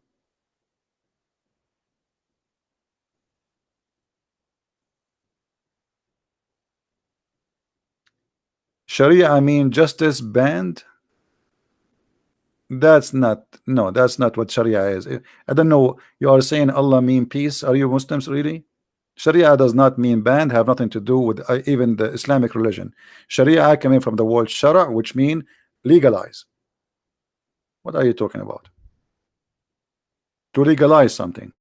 Stop being stupid and don't say, obviously you don't speak Arabic. So here the verse saying, but Allah he resembles someone like Isa, Jesus, and he put his resemblance over different man. But this is mean that Jesus was crucified. Correct, guys? This is mean Jesus was crucified. Why? Because he just confirmed that people they saw someone look exactly like Isa. Is that correct, guys? The Quran confirmed that the true Jesus, the true Messiah, is the one who crucified. Because if I am now a human and I see someone look like Jesus exactly, speak like Jesus, have the voice of Jesus, have the hair of Jesus, and he is being killed in front of me, why I will not believe this is Jesus? Give me a reason. So your stupid Quran confirm that everybody was there. He saw a perfect Jesus in the cross. So nobody lie. The only liar here in this story is you, Mohammedan. 600 years after Jesus, you come back and you say, oh, it was someone look like Jesus. That means Jesus was on the cross.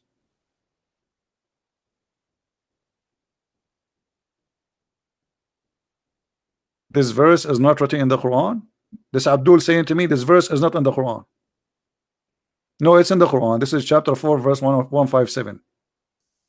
Maybe you have Quran of Zakir Naik. This is why it's not there. Zakir Naik, he got his Quran from the flea market. The goat ate most of it. Any Muhammadan?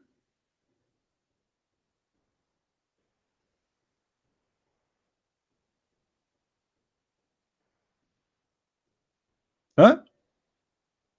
The Quran is a stupid book. This book confirmed that Jesus, he was crucified. Now you Muslims, you have to prove to us that this was the resemblance of Jesus, not him. As long you admit it in your Quran that this is someone look exactly like him. Do you understand, people?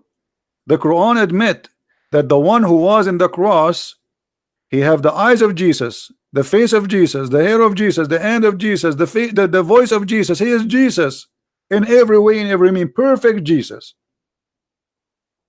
How you can prove to us that this was not him? And how Allah he put somebody the look of Jesus in someone else? How does that happen? What does that mean? And as long Allah he put the resemblance of someone else to save Isa. Question why? Can't he save him without making the resemblance of somebody else? Don't Allah knew by making this trick he will deceive 3 billion, 4 billion Christians?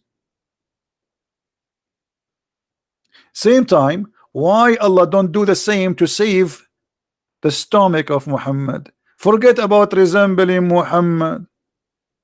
The woman, she gave him a goat, he ate the goat. What about Allah? He make a resemblance of Muhammad to eat the goat, and that guy die. You know what I'm saying, guys? Why Allah want to save Jesus by making somebody resemble Jesus, but Allah will not make somebody resemble Muhammad to save Muhammad?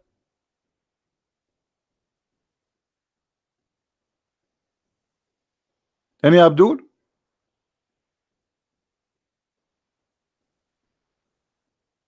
Here we go. Your prophet, he died and he is suffering from the poison. If Allah resembles someone look like Muhammad, he eat the goat, Muhammad will be laughing right now and say, hey, hey, my feelings is fine. The guy who died is different one. Because Allah resembles someone look like me and he made him eat the goat. Do you see it?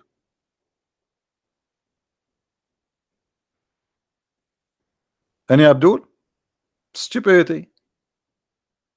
So every simple question of those are disaster for the cult of Islam.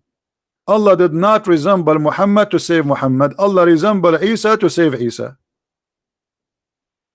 And that's mean that every statement in the Bible about seeing the crucifixion of Jesus is true. Because the Quran confirmed that. The Quran confirmed that this is someone resemble exactly Jesus. So if the disciple of Jesus, they said we saw Jesus in the cross, they are not lying. The Quran confirmed that.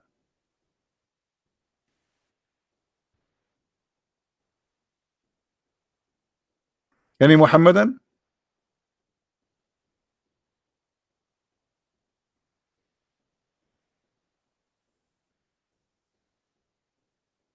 Any Mohammedan here? This is the most stupid book ever.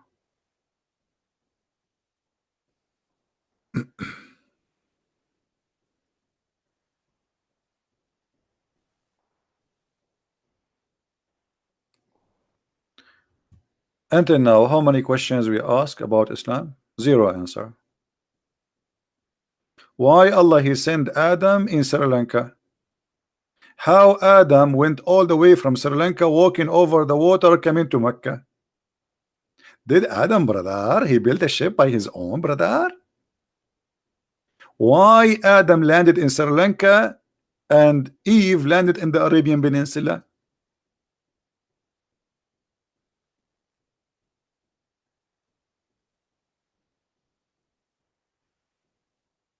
Anyone?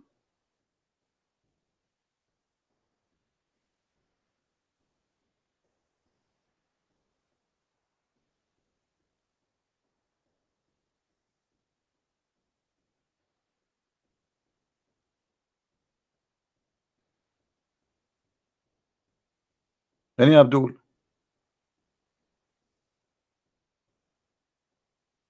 Why the Prophet he fast Ashura, which is the pagan fasting? No answer. Why he switched to Ramadan? No answer. Allah told him to fast Ramadan. Why? Because the Quran came in the month of Ramadan, but the month of Ramadan is not a month. Just to show you how stupid the cult of Islam, guys. Where is the month of Ramadan? Which month is Ramadan? Anybody can tell me? Is Ramadan in July, or it's in August, or it's December, or January, or February, or March, or April, or May, or June? Where is the month of Ramadan? Let me show you the madness and the stupidity of this cult.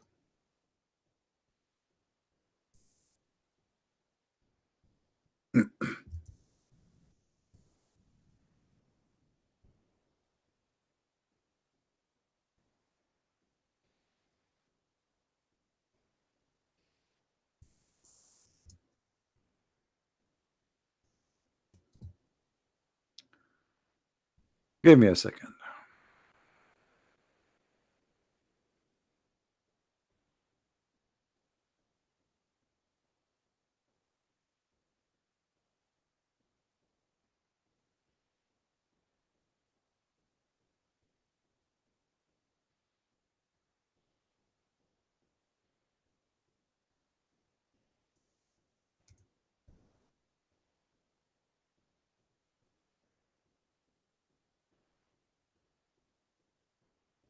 All right.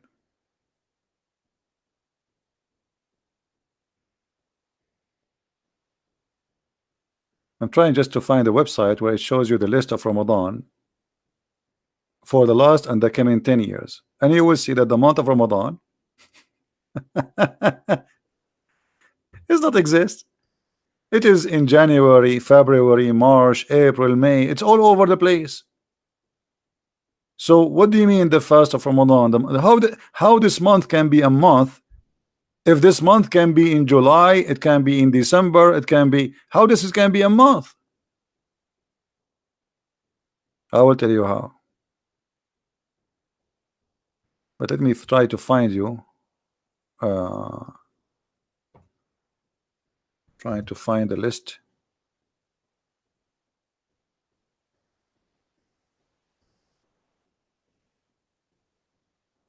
What happened? I cannot find the website.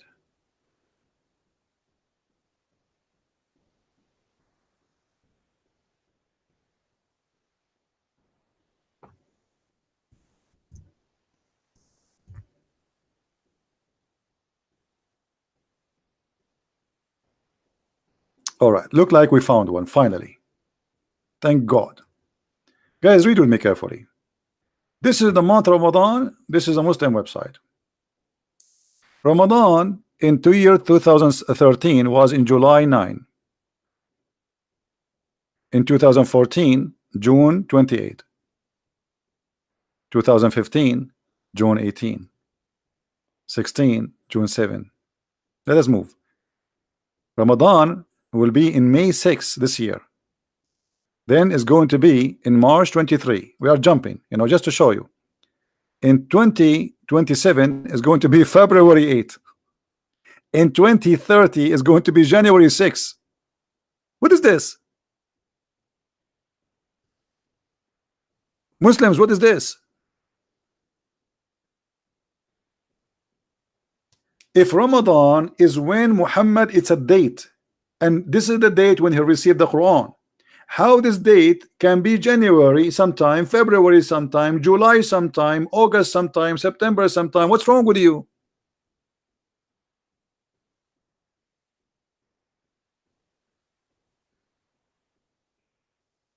Anyone knows why? What happened?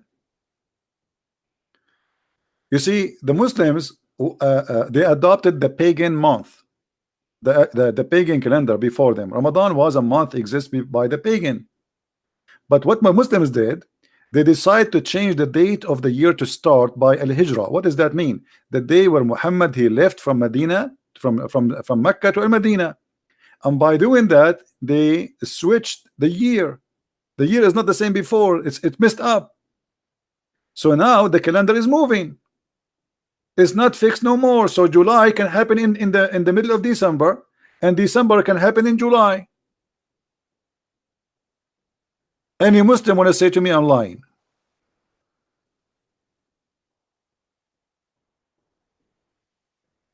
What is this? Imagine Muhammad received Quran in April, and now you Muslims, you celebrate receiving Quran in January or in December, depend on the year. What's wrong with this cult?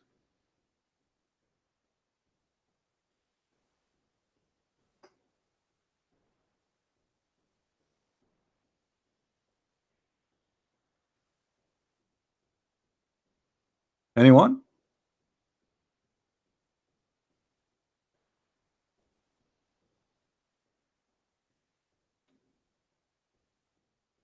No answer. What a stupid cult. Okay, let us go to the Quran. Just for the sake, there's a program, a comedy program. It's called for a laugh. For a laugh. Let us see how Ramadan is functioned in the Quran.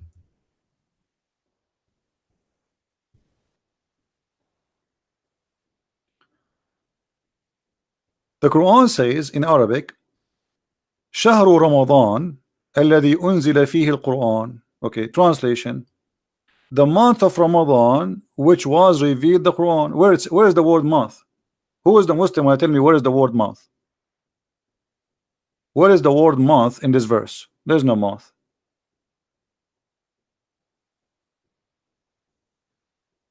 No, there's no month. The word shahr, you can go right now to the Hebrew, search for the word shahr. The word shahr is a word mean the moon. The moon. The moon of Ramadan, which was revealed the Quran. Muslims, how the moon of Ramadan is the where the Quran was revealed. In the Arabic language today, the word shahr mean the word shahr mean a month, but this is not the origin of it. The word shahr mean a moon. So the year for Allah is a 12 moon.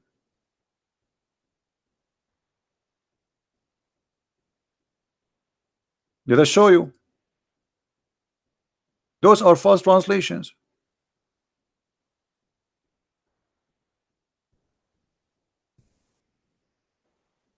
Hmm?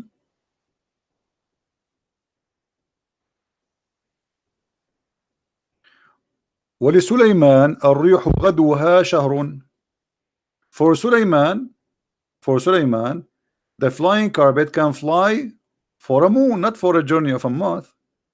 It mean a month, yes, because this is the cycle of the moon.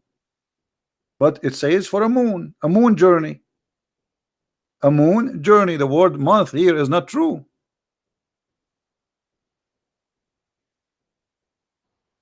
Any Abdul?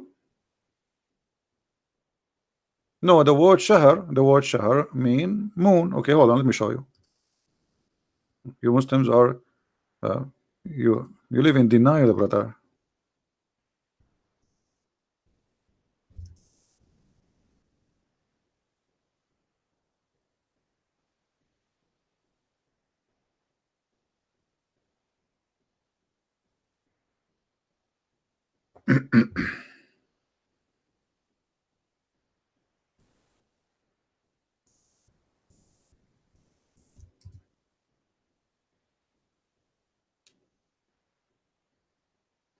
Let us see.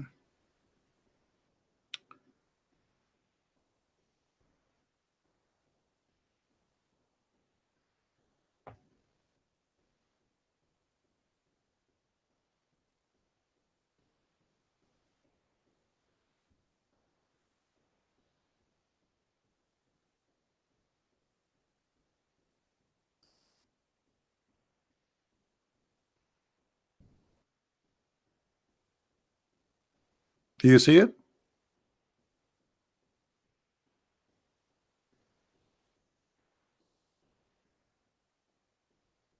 Shahr. You can go to any Hebrew dictionary too, and you will find that the word shahr mean moon. Okay, so in the moon of Ramadan, you receive Quran, but the moon of Ramadan when? Is that in July? Why Ramadan this year in May? When Muhammad he received the Quran first time? And did Muhammad receive the Quran all of it in 1 month? That is very silly.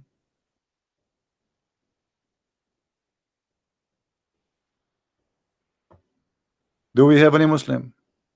Any Muhammadan? No?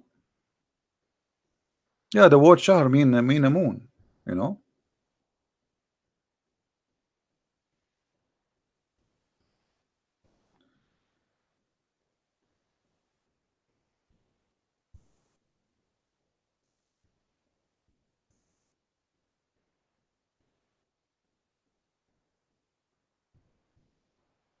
All right.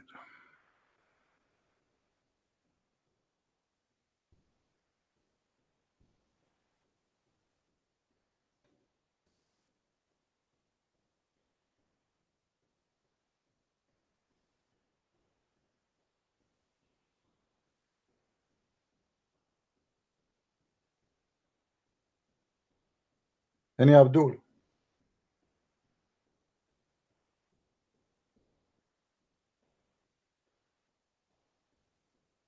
Nothing? They don't know what they are worshiping. They have no idea. That is a silly argument. Why it's a silly argument? If I say to you, you saw Ramadan, just let me show you who is a silly. If I say to you, we saw Trump in the month of Ramadan, but the month of Ramadan can come in July, can come in December, can come in May. Who is the silly here, Abdul? You are saying to me this is a silly argument? So what the point of saying to me in the month of Ramadan, if Ramadan can be anything?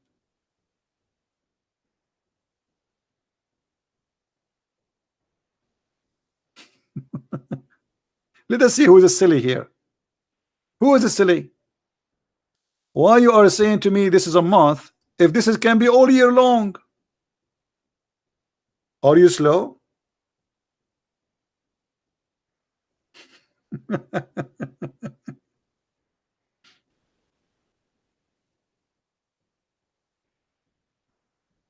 Do you understand me, guys? It is silly if you are low in the IQ.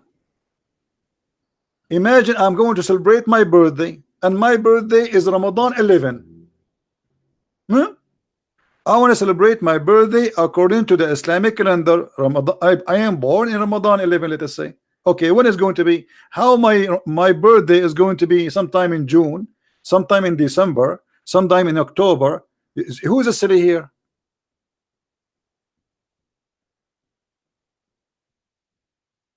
Maybe you are so slow to understand what's happening.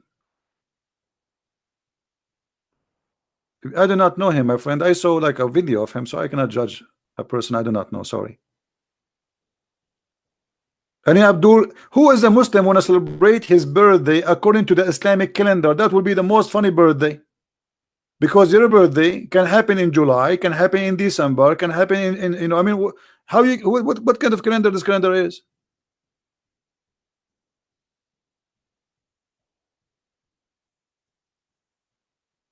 Hello? Where is the guy saying this is a silly argument? Is he still convinced that this is silly argument?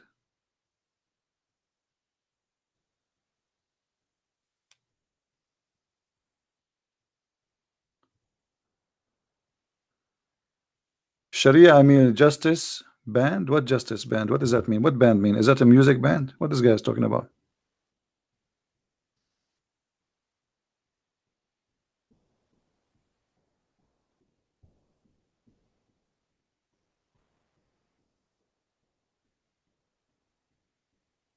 Hmm?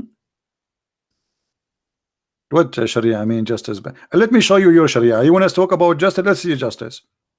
Let us show you the justice, the stupidity of the justice of Islam.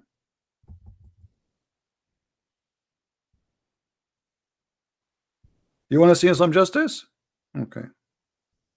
Try not to laugh. To laugh. Here we go. This is justice. In the case of murder, brother, free for the free, slave for the slave, women for the women. Okay, what does that mean? If you kill my wife, I kill your wife. Is that justice? Where is Mr. Justice? Where is the Abdul? He keep talking about justice. I kill my wife, you kill my wife, I kill your wife. Is that justice? Now we have two victims. Where is the justice? What about you kill my wife, I kill you? Why I will kill his wife? Why somebody kill your wife, you kill his wife? Where is justice? This is eye for an eye for Muhammad. This is how we understand eye for an eye. The foolish Muhammad, he heard that the Jews practice eye for an eye, and Muhammad is very smart. Okay, you kill my wife, I kill your wife. And this is in the case of murder, not the case of war. Murder, which means we are neighbors. You did something against me, maybe. Okay, so you kill my son, I kill your son. This is the justice. You kill my slave, I kill your slave. Slave for a slave, women for the women. That's a lot of justice.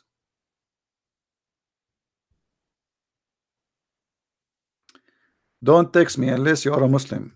Otherwise, I'm going to block you. I'm blocking anyone who texts me. He don't say clearly I'm a Muslim.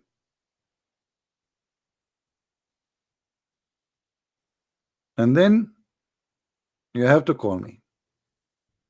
You keep texting me, I will block you. Any Abdul? Where is justice?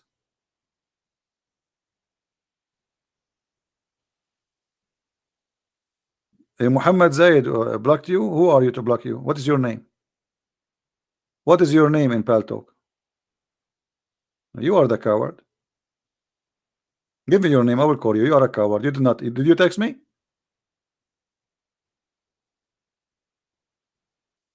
Give me your name in Paltalk. I will call you right now. I will put you in the screen. Have you ever heard of somebody in Paltalk? His name is Ali. Your ID is Ali in Paltalk. I mean, is that an ID? Are you stupid or what? Liar.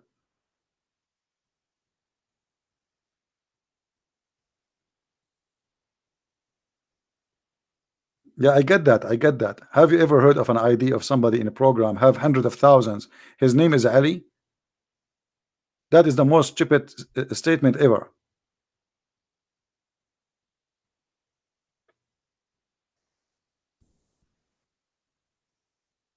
His name is Ali. True story.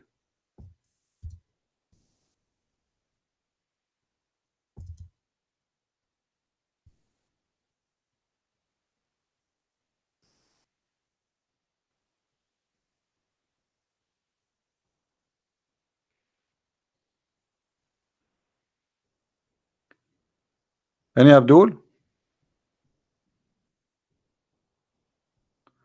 His ID, wise man. Okay, this is wise man. Well, he did not say to me, I am a Muslim. He sent me a text. He says, hi. Hi, hello. It's me you are looking for.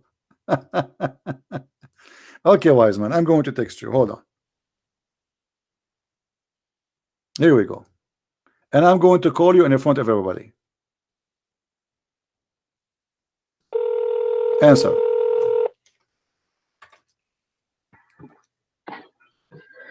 Hello? Hi, so Mark 16 is a forgery. It's deleted from most Bible versions. What is that? Mark 16. What about Mark 16? Is that in the month of Ramadan? You're quoting Mark 16. It's deleted from most Bibles. It's deleted from most Bibles. What happened? Is that verse eaten by the goat?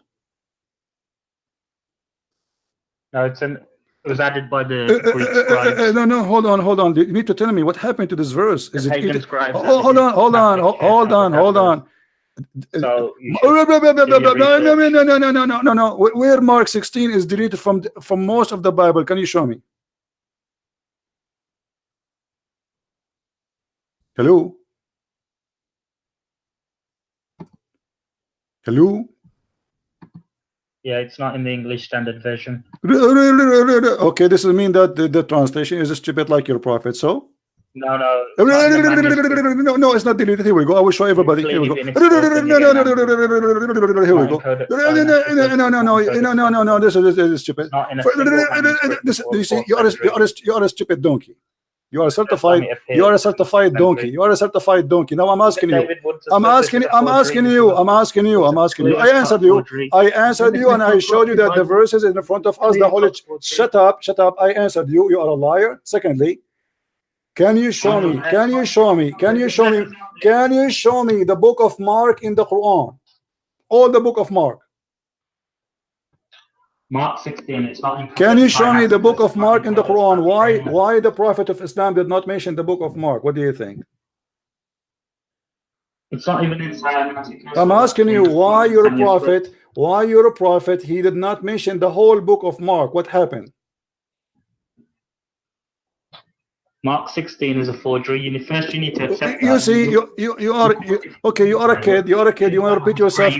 You can repeat yourself as much as you wish. You are the forger. You have to prove it. Open up Mark 16. I have it in front of me in the screen. I put it in the screen for everybody.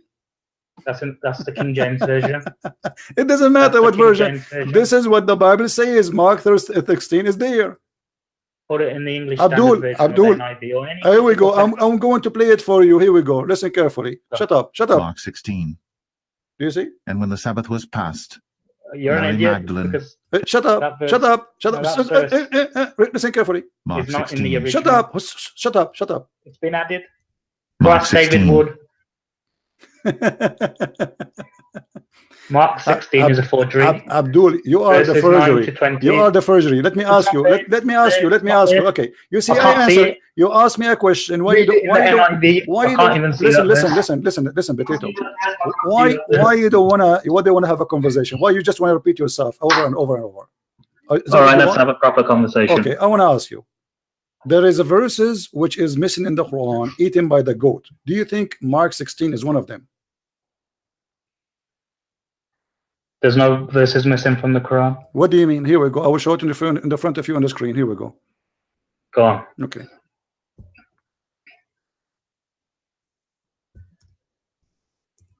All right. And anyone can check Hold on. Mark 16. Don't look look at the anyone. footnote Yeah, in the it's in front of NIV. me. The verses are not there. I changed the translation. It's there. You are a liar. Everybody can go. And now, not there. Read here the we go. footnote. Here we go. Here we go. Read the footnote. Is you said there's nothing missing in the Quran. Read with me carefully. The hate in front of you on the screen.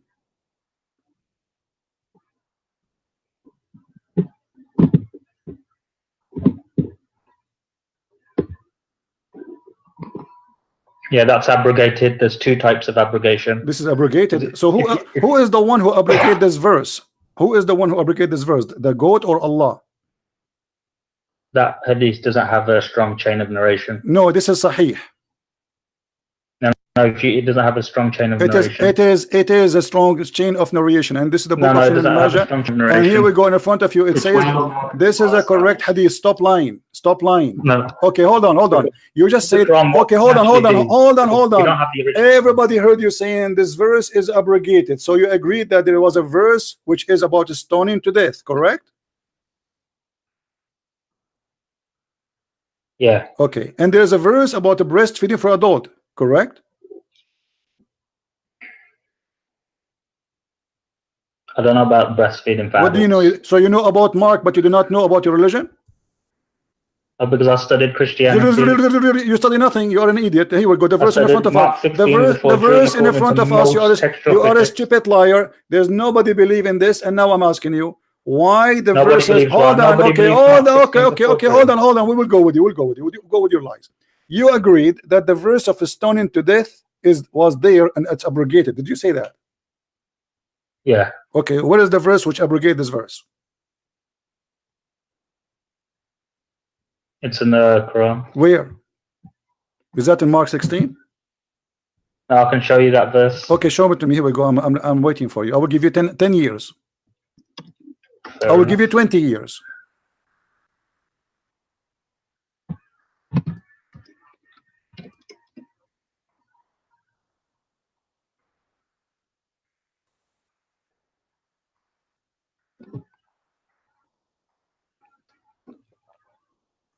If there is any Muslim in the chat, you want to help this Muslim brother, please help him.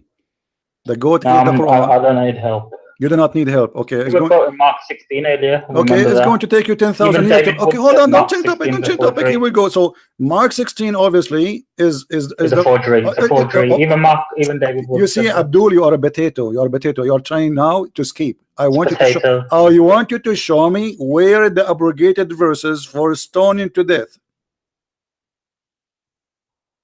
I can give you a general ruling. What general ruling? No, you said to me in the Quran a second ago. Everybody heard you saying. I said to you, Yeah. where is the abrogated verse for this verse? You said to me in the Quran. I want you to show it to me. Yeah, chapter 2, Chapter 2, verses 106 to 107. 206, 207. Okay. 106 and 107. 106. Okay. Read the verse for us where it says that this is abrogation for the verse you mentioned. No, it says any verse can be abrogated. This is not that. You see, don't be stupid, idiot. That means the whole Quran can be abrogated. I mean, you are a stupid. Are you an idiot or what? Where is the verse? You said to me the abrogation for that verse is exist in the Quran. Where is the says verse? what? No, where is the verse abrogate that verse? Because in order to abrogate a verse, you have to replace it with a verse. Verse about it. Where is the verse abrogate stoning to death? That's the verse. It's a general ruling. That's stupid of you. Secondly, I want you to show me one Muslim in the world agree that the verse of stoning to death is abrogated. Otherwise, you have to admit that you are a certified donkey. I think you've lost the plot. No, I'm asking you, I am challenging you to show me one Muslim in the whole world believe that the verse of stoning to death is abrogated. Which means it's not to follow. So. Huh? Every Muslim believes that. No, you practice it. Do you practice stoning to death or not? No, maybe I don't practice stoning to death. No. What? What? I don't practice stoning. Because you're a potato. I'm asking you, do Islam practice until now stoning to death according to Islam? Yes or no? Yes. Okay, so why they practice if it's abrogated? Are you donkey or what? How you say to me it's abrogated and Islam practice it? Because the verse is abrogated, but not the ruling. Ah, the verse is abrogated. Okay, show me where the Quran says that the verse is abrogated. In 106 and 107. No, this verse doesn't say that. The verse says here, if Allah wants you to cause to forget the Quran, He will give you something better or similar. Did Allah give you something similar or better? Yeah. Where? Where is the verse similar or better than the verse of stoning? Show me. Where in the whole Quran speak about stoning? Because it says something better or similar. Show me either better or show me either similar about The stoning to death. lashings. The lashings. What? The lashings. No, that lashes is not abrogated. This one is still the same. This is No, that one stupid idiot. That one for single people. Stupid. You're a donkey. I think That you've lost is the plot. stupid. You're Listen, stumbling. that What are you verse. getting angry for? That verse is a for single people who they are married. Stoning to You've death actually is gone off for the married original people. topic. Listen, Abdul. Listen. I'm asking David you. Wood said Mark be honest. 16 Be is a honest with forgery, you. and you're saying he's lying. You are a I don't know donkey. if he's lying. Don't say David Wood. He says something. You are a liar. You are a donkey. I'm asking you. I'm It's asking on video. you. It's on video. You said Mark 16 is a forgery. No problem. I No can show problem. you right now. Listen. Oh, I'll show you right now. No Christian believe that this is a forgery. You are the forger like your prophet. I'm asking you now. According Christian. to everybody. Wood's not a Listen. Christian. According to every Thank Muslim, who is the one who sent Mark 16? I'll show you David Wood. Who is the one who sent Mark 16 down? Is it Allah? I'm playing the video for you. No, don't play videos for me. You want to play video for me? Why? Yes, stupid idiot. You see, guys, when the Muslim they speak about something, they cannot handle the truth. If there's any translation, I can make now a translation and I take the whole chapter off. I can take the whole Bible off. That is a translation we don't accept. Even if the meaning is wrong, it's a translation made by a translator. If we show them now Muslim translation which quoting verses as an example, the translation of what is named this guy, the one who made number 19, what his name, guys? Anyone remember the one who was killed in Arizona? The Muslim they say we don't accept it. This translation is rejected by us. You see the hypocrite how they are? But we have many Quran, they don't match with the Quran. Even Uthman himself, he burned many Quran. Uthman himself, he burned many Quran. Why he burned the Quran if they are the same Quran? Quran Ibn Mas'ud don't have the chapter of Al-Fatiha. Umar ibn al-Khattab, he said the Quran was 1,025,000 letter. Today the Muslim they have less than 270,000 letter, which means more than 85% of the Quran is missing. When we show him this hadith about the goat eating the Quran, look what he did in the beginning. He said this verse is abrogated. To have an abrogated verse, you have to replace it. And there's no Muslim belief. Actually, he said to us, it's abrogated as a verse, but not as a ruling. Not as a ruling. What the point of abrogating the verse? How the verse can be abrogated if you follow the ruling? And what the point? Why Allah don't want you to remember the verse? There is something wrong with it? Oh, what happened? They cannot find the verse in the Quran. but they remember the ruling, so they practice the ruling. That's exactly what happened. And here it says breastfeeding for adult. Where is the verse for breastfeeding for adult? Aisha, she explained what happened to the Quran. The goat ate it. The goat ate it. As simple as that.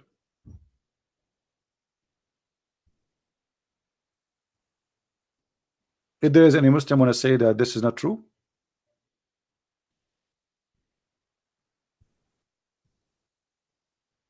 anyone?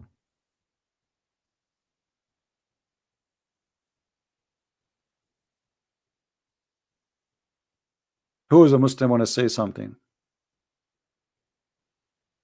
There is an Imam, his name is Suyuti. Let us see how many verses missing according to As-Suyuti.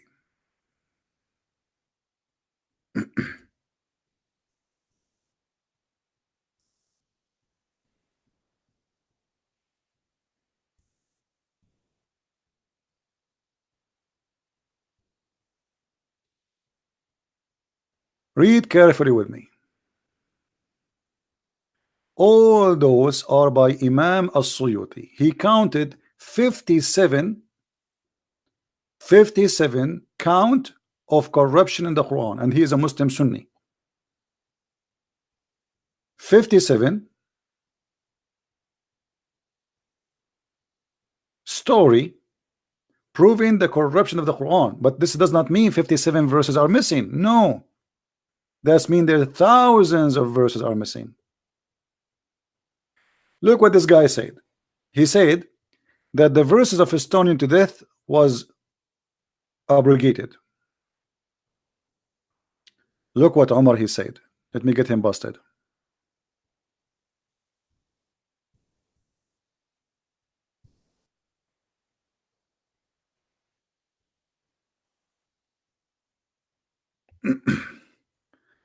I hope he is listening and he will laugh at himself.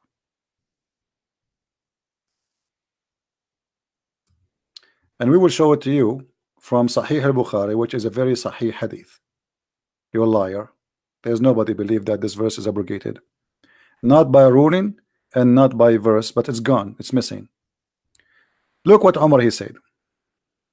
I am afraid that after a long time has passed, people they may say, we do not find the verses of a regime. The guy, does it say verses? Does it say verses or a verse? It says verses, right? That's mean there should be, we should have verses, not a verse, not one. Verses of a regime. Regime means stoning to death in the Holy Quran. And he is afraid that they may go astray from the obligation which Allah has revealed. Okay. If it is abrogated, why Umar he believe that he's afraid? And Allah abrogated. Is Umar correcting Allah? Is Allah is stupid? Who is the one who will abrogate the Quran? It's Allah. Okay, if it's abrogated, then Umar, this is after the death of Muhammad. That's it. There's no change will happen. Muhammad is dead. No addition will come to the Quran. And yet Umar is afraid that people will not practice the death. Why? Because they cannot find the verses, not because it's abrogated, you liar.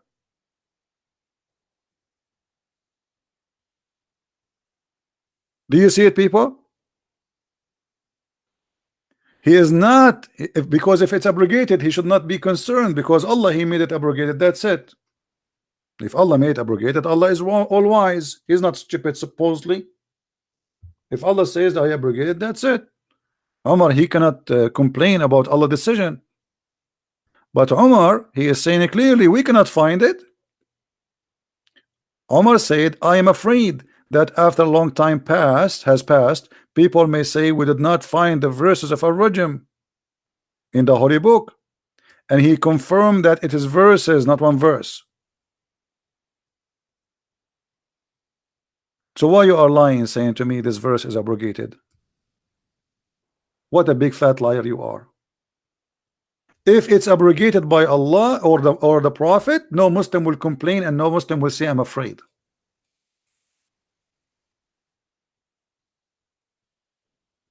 Hmm?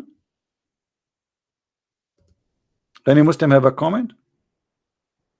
And don't worry about Mark 16. Aren't you the Muslims? You challenge us to practice Mark 16. Now Mark 16 is a forgery.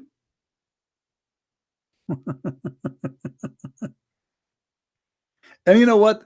Let us go with you. Let us say you are now excited. You found that Mark 16, according to you, is a forgery, but that will not change anything. Still, Mark, the whole book of Mark, saying that Jesus is God. So, what the difference will make for you? Still, Mark proving Muhammad to be a false prophet.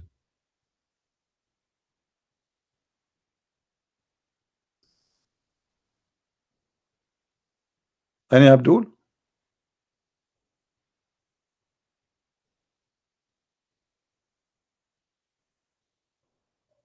Who is Abdul? And he said to us, a New Life Version does not have the Mark 16, correct? I never heard of this translation before, but here we go. This is Mark 16 in a New Life Version. Do you see it? You said it's not exist. This is a New Life Version. And by the way, this is just a translation. There's many translators. So,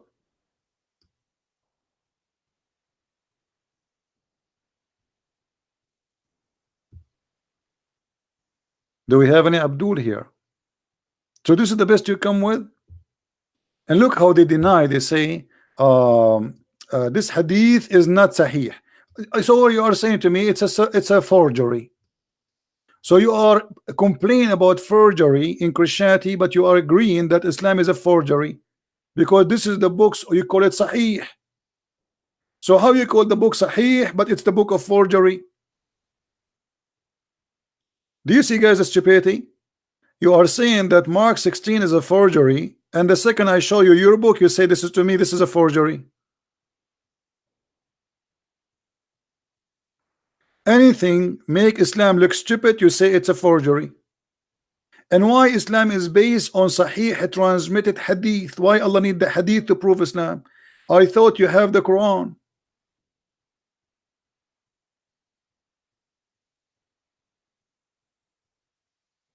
Why you need the hadith? Even your prophet, he said, don't write hadith. This to show you how stupid Islam is.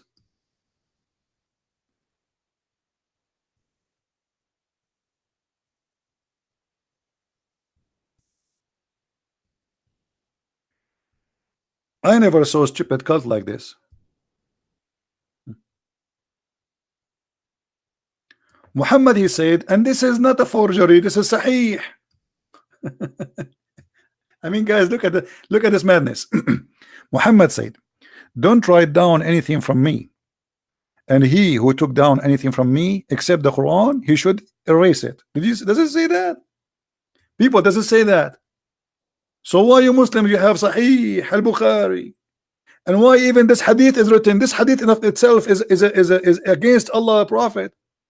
Imagine I say to you, don't make coffee, and you say to me, he just said to you, don't write hadith. You write that? Muhammad, he just said, don't write what I say, only write Quran. And you write, the Prophet, he said, don't write what I say.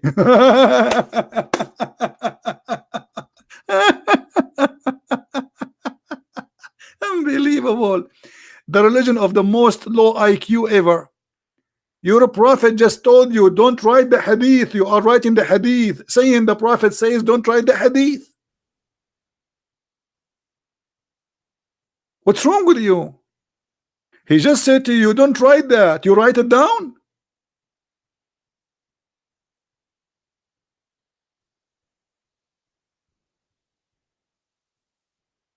Me.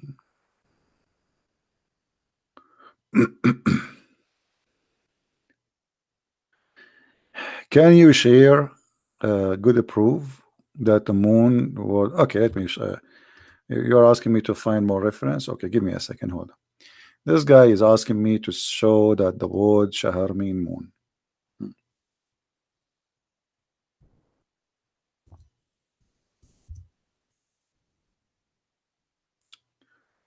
All right.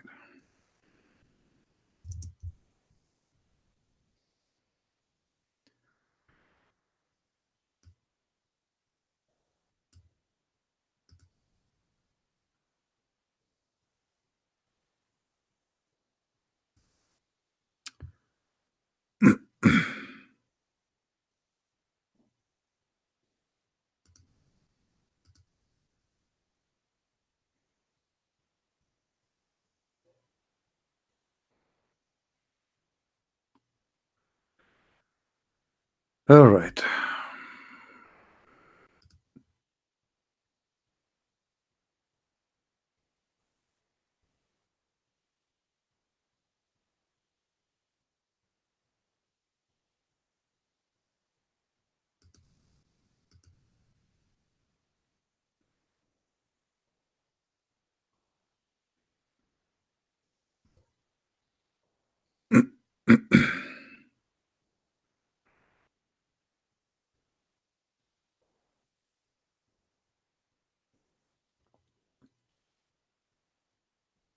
Well, I'm trying just to find an official website,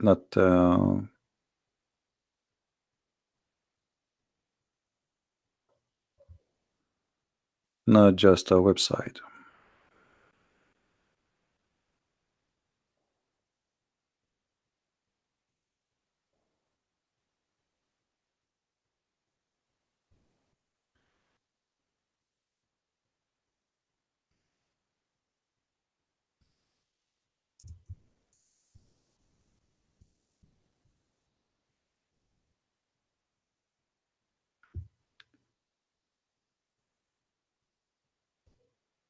I found a website, but I want to show you something official,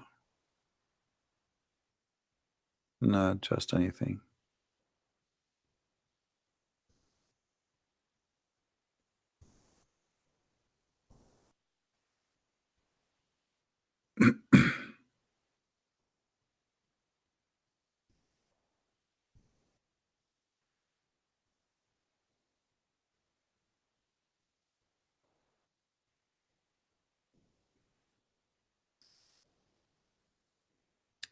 All right, there's many. I mean, you can search yourself, but here we go. Like, I mean, there's tons of website. This is the meaning of this is from the Hebrew, the origin of it. Shahar, mean of Shahar. What does Shahar mean in Arabic? The moon. Do you see it? All right.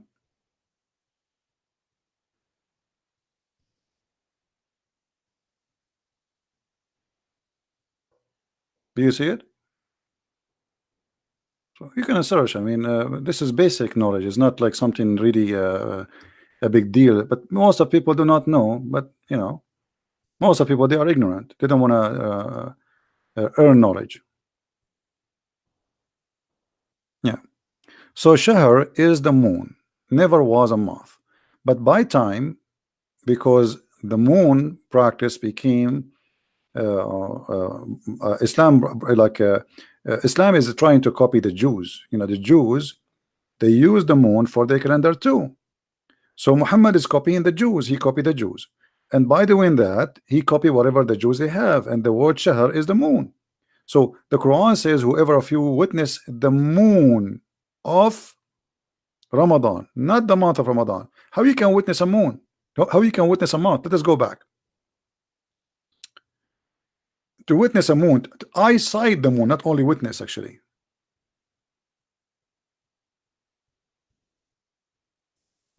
Let us see. Hold on.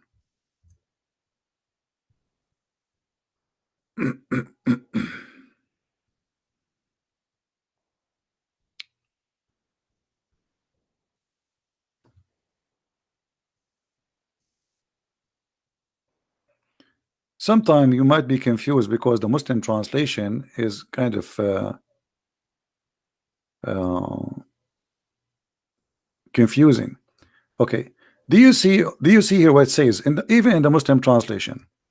Guys, let us say, whoever of you sight between two bracket Shahr, Hilal, huh? Whoever of you witness what? Sight what? Sight. Do you know what sight mean? People, what sight mean? Is sight is something we see? Is that correct? When we say sight, does that mean we see something? Are you following with me? Guys, are you listening or not? When we say one of you sight something, sight, it's mean we see it, right? Okay, see what? Even between two bracket in the Muslim translation, they say the crescent first night of the month of Ramadan. The crescent what? The crescent moon. You cannot sight the month. You sight the moon.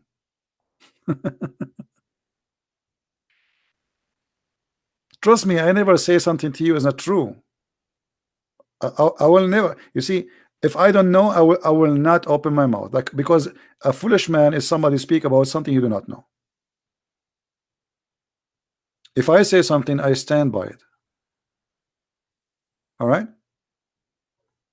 So shahr never was a word mean month. And look here how the false translation exposes itself. How here you say the month of Ramadan, and here you say cite the crescent moon, but it's the same word. Here we go. This is the word. This is shahr, and this is shahr. So why here you put it between two brackets, the crescent moon?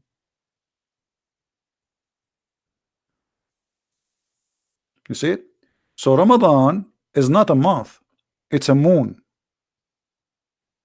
Whoever of you witness sight the moon of Ramadan, the Muslim, they believe that Ramadan is a moon, and that is the moon of Ramadan. So when you sight the moon of Ramadan, which is the crescent moon, and here you need to ask yourself, why the crescent moon? Why it have to be the crescent moon? What about seeing the moon? Any Muslim knows?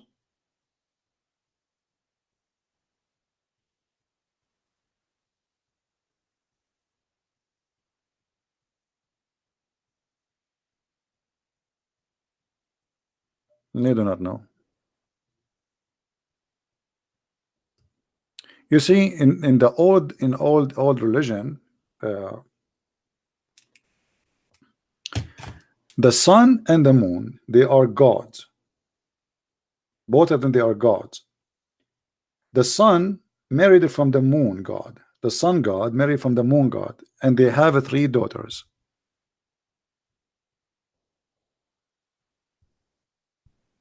You remember their names, right? Allat and Al-Uzza and Manat. Chapter 53, verse number 19 and 20.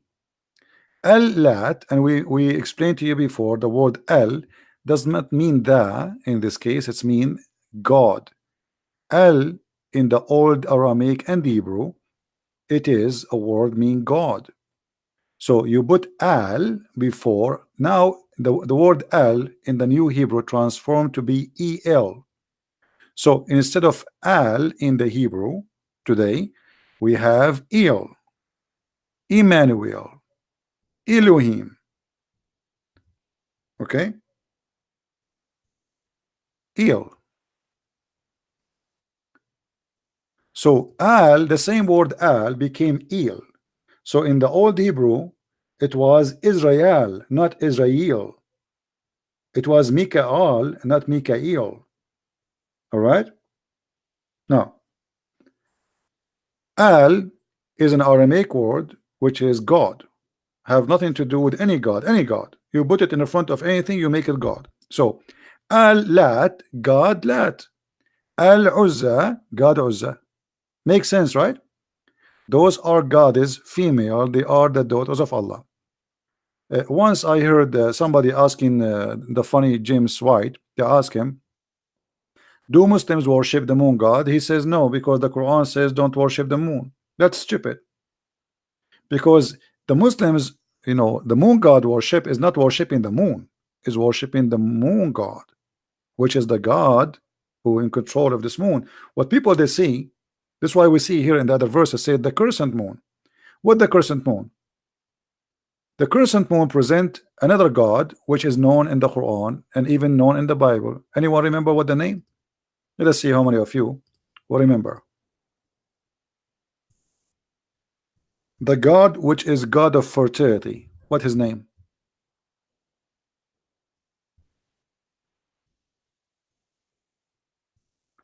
Anyone remember?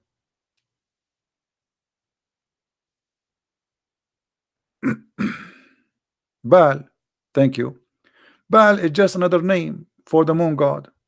Chapter 37, verse number 125, it says, you will call upon Baal,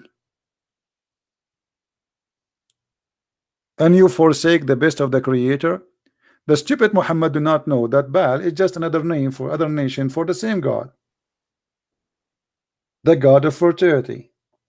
So the crescent moon, supposedly, that when the moon god Baal, he show his horn because he is the male and now he's having sex.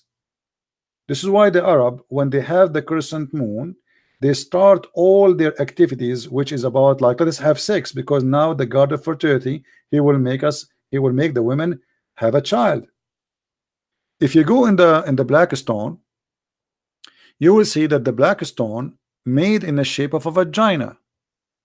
Why it was made in the shape of a vagina? Why it's not made in shape of something else? Let us go to the black stone. Hold on.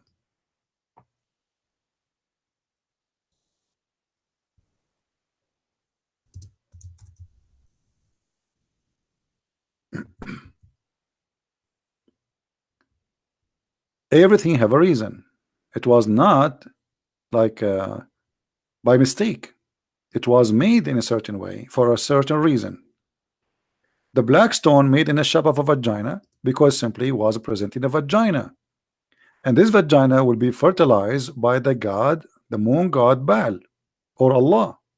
Allah. Lah. You see, Allah, his name, we just showed you that Al is a word mean God. Lah is the name of the God. Lah is the moon god. You can search right now in Google, you will find that Lah is the moon god. Women, they used to go when they have their period, because obviously when you have your period, this means you are not carrying a child. They place their hand, they go around the Kaaba naked. How we can prove that the people used to work to practice sexual religion around the Kaaba? We can find it even in the hadith.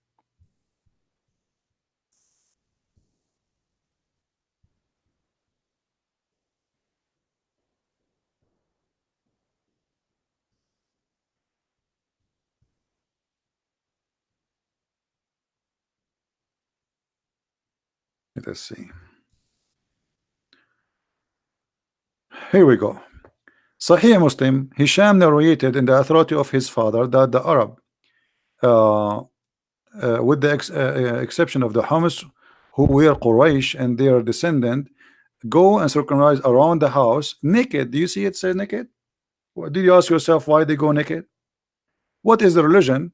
What is the religion was a practice in around the Kaaba which required you to be naked?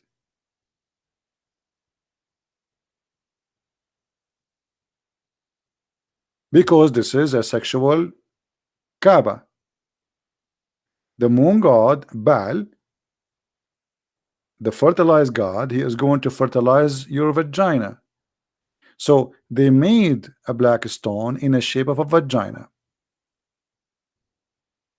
And then the women, and by the way, everything I'm saying to you is coming from Islamic books. You remember we showed you. This is coming. Why the black stone became black? Because of the blood of the women period. Women, they place their hand in their vagina, and then they put their hand inside the black stone, and then the man after that, he come and he wrap his penis inside the black stone, praying to Allah to make the women carry their seeds. This is the black stone. It is totally a vagina.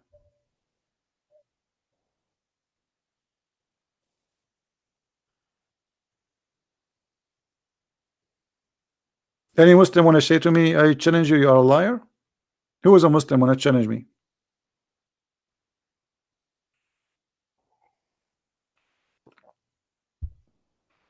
What was the religion practice around the black stone, around the Kaaba, where it's required to take off your clothes naked? Women. And actually Muhammad, he forbid people to walk around the Kaaba. If you have my book 6 on Allah, you will read that Muhammad, he forbid people from going around the Kaaba naked because he saw a woman, he liked her vagina and her breast. Ask the Muslims, when the last time people they used to go naked around the Kaaba? They say to you in the last year of Islam. Okay, hold on. So Muhammad now he controlled the Kaaba for many years. Why until now, and almost he is dead, he did not forbid people from going naked around the Kaaba? Islam now is controlling the Kaaba. Islam controlling Mecca. Who is the one was going naked around the Kaaba then?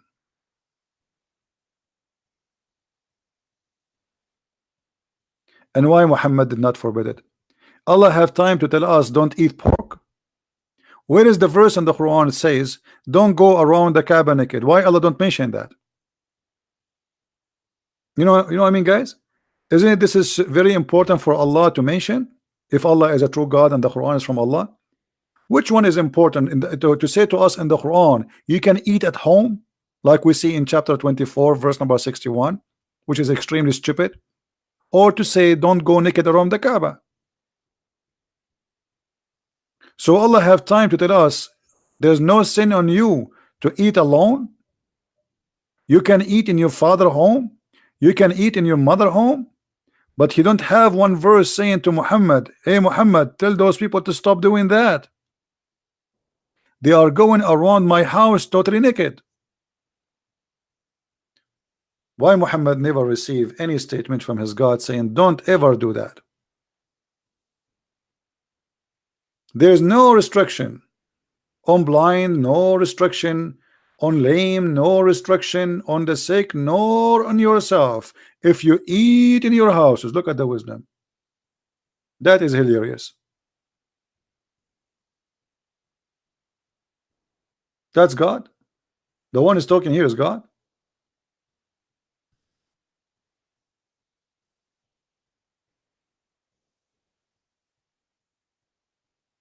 Muslims, the one here is talking is God.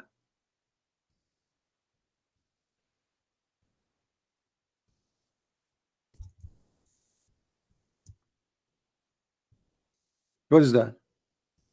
And he have no time to say to Muhammad, don't let people go around the Kaaba naked. This is God.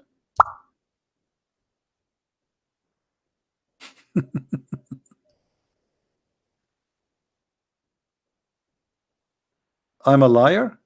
Haji, are you there? Haji, who is a liar? Haji, Haji, what do you say? Why the people used to go around the Kaaba naked, Mr. Haji?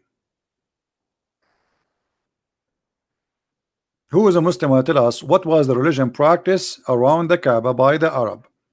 Require them to take off their clothes totally naked. What is that religion? Nakedness always involves sexuality. When we say naked, we mean naked, literally naked, nude. You see, guys, it says here clearly, even in the Muslim translation, in the state of nudity. Do you see that?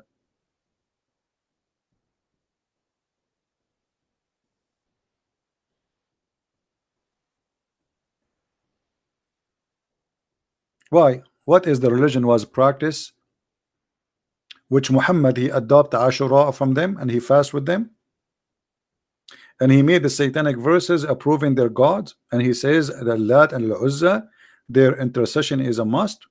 What is that religion which is based on nudity?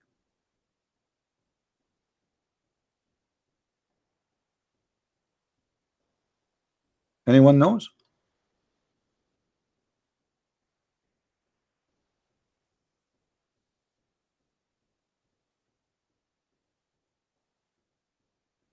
Nobody?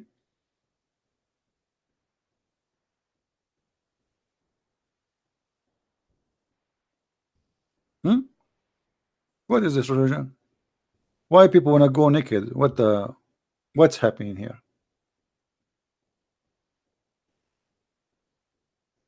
What exactly the practice?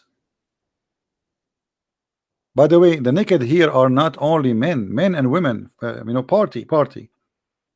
Man, if Muhammad he keep doing that, the Hajj will be very, very popular. You see, you have nude beach in the year 2019 in Europe. They have it before you, the Arab, long time ago.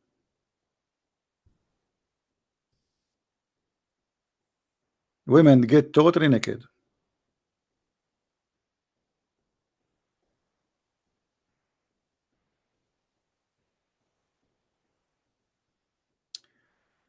Ashura is the same day as Yom of Kippur, 10th of Tishri. Muhammad took it from the Jewish. Actually, there's a hadith that says that Muhammad he saw people fasting in the day of Ashura. And he saw the Jews, and he said to the Jews, what is this? What is this? He said, this is the day where Moses he crossed the sea. We fasted. Muhammad, he says, we are more close to Moses from you, and he start practicing Ashura. For the one is talking about Ashura.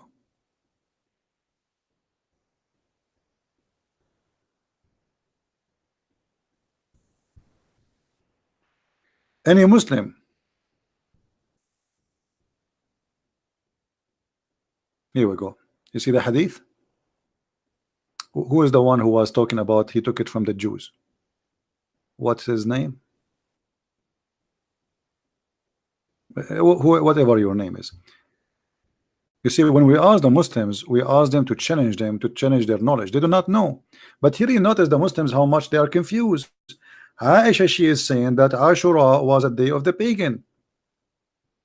Different hadith says that Muhammad he took it from the Jews. And look what happened. When the Prophet arrived to Medina, which is Yathrib, the city of the Jews were observing the fast of Ashura. Do you see it? The 10th of Muharram. And they said, this is the day when Moses become victorious over the Pharaoh. On that, the Prophet said to this companion, you Muslims have more right to celebrate Moses' victory.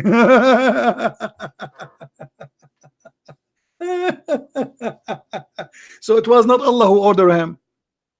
Muhammad here clearly is copying the Jews.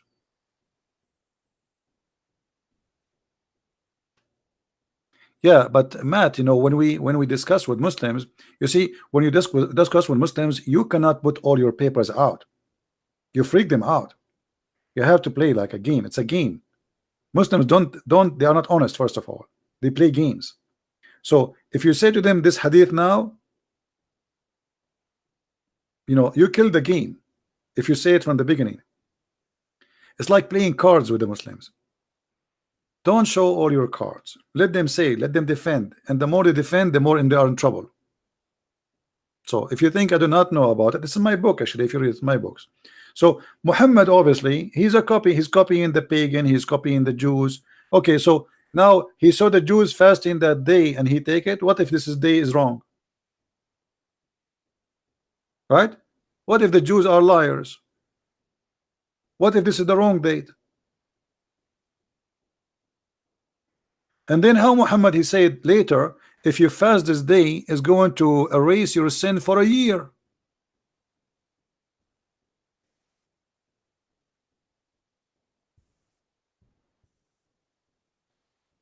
Where he got this belief from?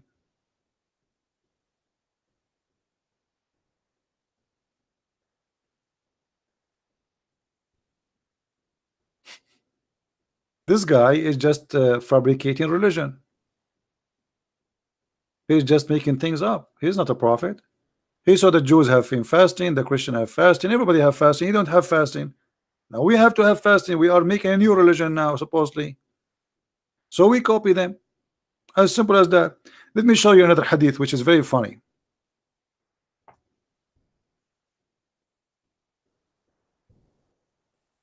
Once Muhammad was performing a funeral prayer on a Muslim.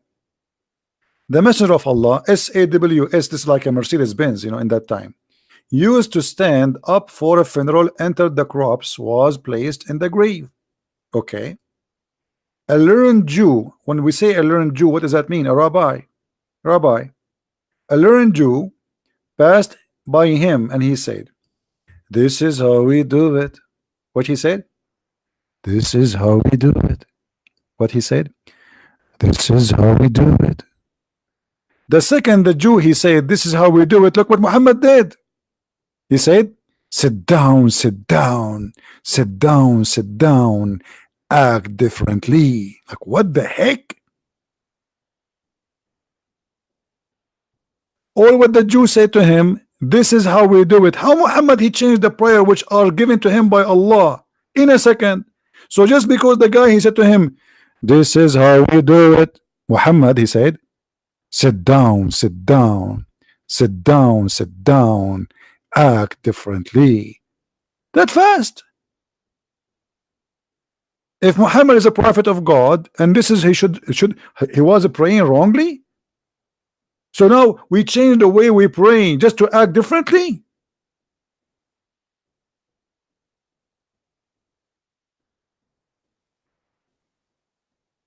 I wish I can pray for you. There's a song. It's called "This Is How We Do It."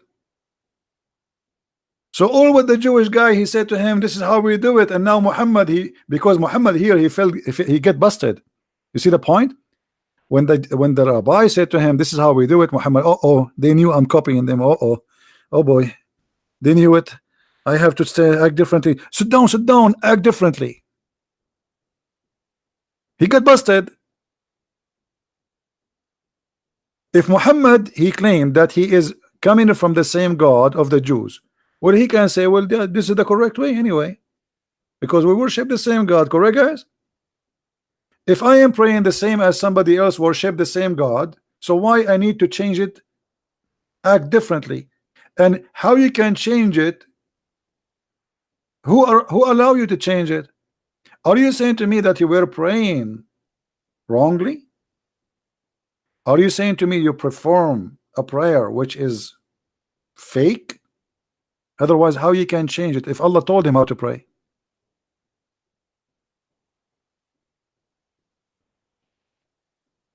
You know what I mean, guys?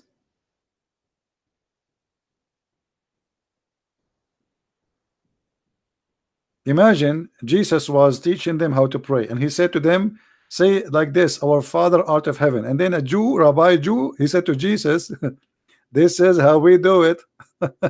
And then Jesus says to them, "Act differently. Let us not to pray like this no more." That can't be true. This is how you find who is a false prophet, who is a real prophet. If Muhammad is a real prophet, he should be sure that, okay, this is the right way to pray anyway. You do it differently or not, that doesn't matter.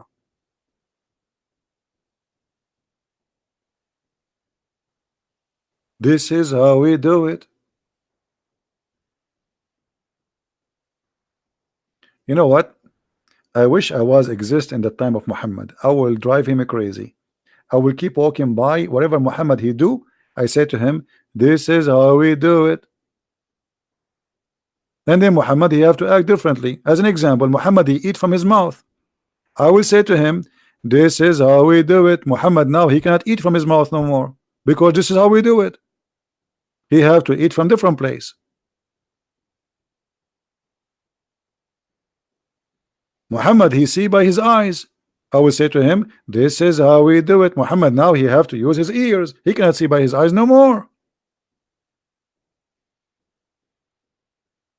Muhammad he sit down. I will say to him, "This is how we do it." Muhammad will never sit down. He will stand up. He will sleep standing. But what is that? We just say to him, "This is how we do it," and now he change it.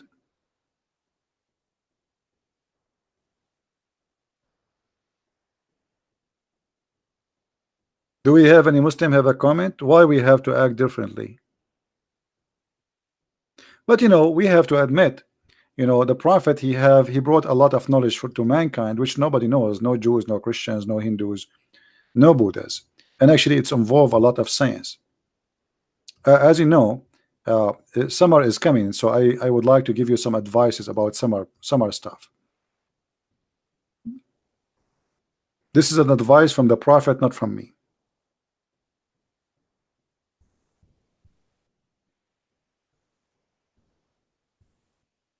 All right.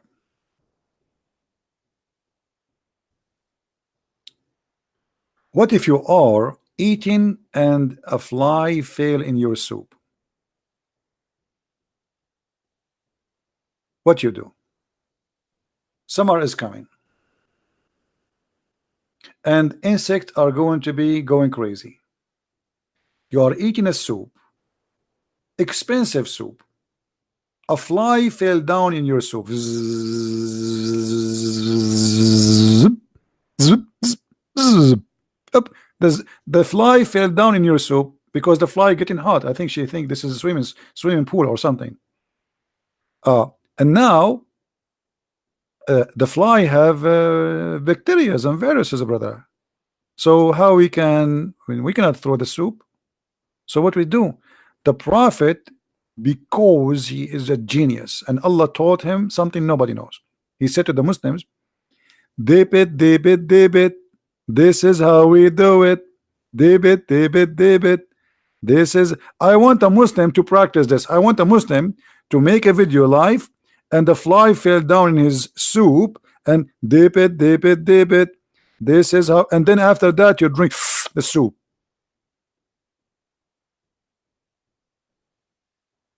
One wing have a disease and the other wing have a cure? Are you sure? In the wing, brother. Actually, there is a video. There is a video. Yes, the moons. We will go back to the moon. The crescent moon is symbolic of Islam because of that reason. One of the reasons is they are just copying the moon god practice before. But let's go here. There's a video made by a Muslim from Egypt, I believe. I think he is Egyptian. Let me see if I can find the video. This guy in this video, he said that, brother, the enemy of Allah, the Catholic Church, brother, they hire 2 German scientists from Germany. To what? 2 German.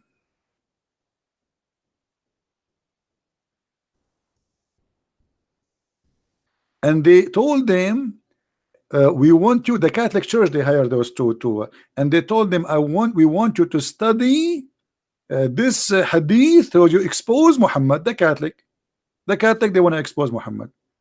And those 2 German, brother, the scientists, they start studying, and here was the astonishing result. They found that in the wings of the fly, there is a cure for AIDS. And then they told the Catholic Church. The Catholic Church, the Pope, he told them, please don't tell anyone about this discovery, because then everybody will convert to Islam. The Pope, he told them, the Pope.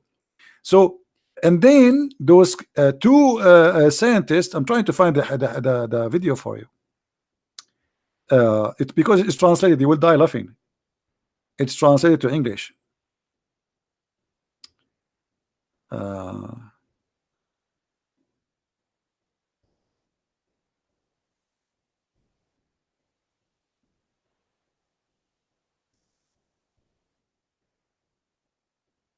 Let us see. Anyway, like after they discovered that, those 2 scientists, they sold the secret to a company. It's called Bayer in Germany, and they made medicine for AIDS from it, and they sell every bill for $500, brother. From the wings of the brother, the fly, the right wing. I don't know if you guys, you can search for it. I'm trying. It should be there. It's in the memory. You know this project called Memory TV. I'm trying to find it. It's very funny, hilarious.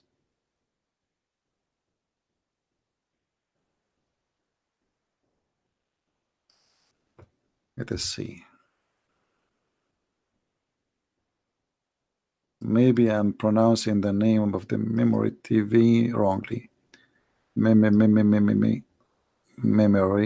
TV. How you guys, do you know the name of this Memory TV?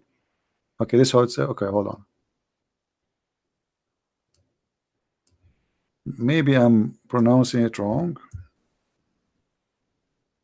Okay, now I got it. Okay. I am in their website. I will try to find the hadith there if we can. Other side, let's see. Fly.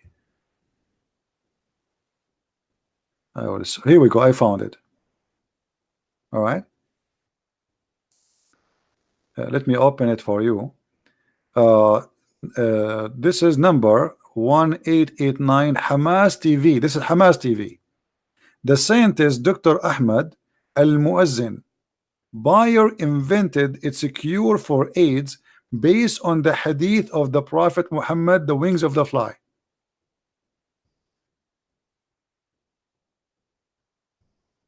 Brother. Anyway, I'm going to delete my videos anyway. I mean, but anyway, this is the link, guys. You can watch it there. No need for me to play it. All right.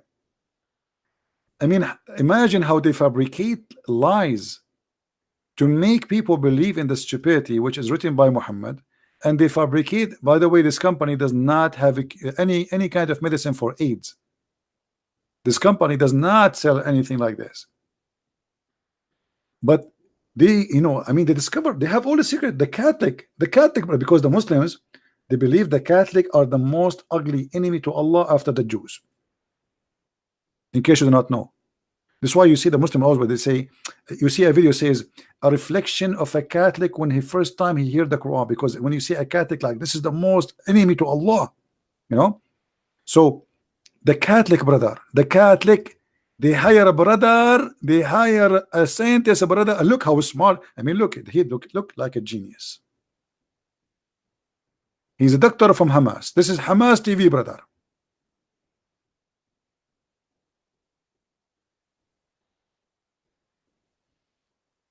And this is the title. You can watch it later. Hamas TV, scientist, doctor. This is a scientist, by the way. This is doctor. This is a doctor. This is a doctor. There's other video, by the way. I made a video about him, and he reported me to YouTube. Copyright and privacy claim. He was speaking why we should not eat swine. Anyone remember the video? Why we should not eat pigs? Who remember? Let me see if I can find you the other video. Anyway, this guy, he made the video why we should not eat pigs, and he come with the he's trying to prove to us that we should not eat pigs. Why? He said because if you eat a pig, you are eating a Jew, because Allah, he cursed them, he made them pigs. And he wanted to prove to us that pigs are dirty. He says they are the only animals they have sex with their mother. Let's see if I can find you why we cannot eat swine.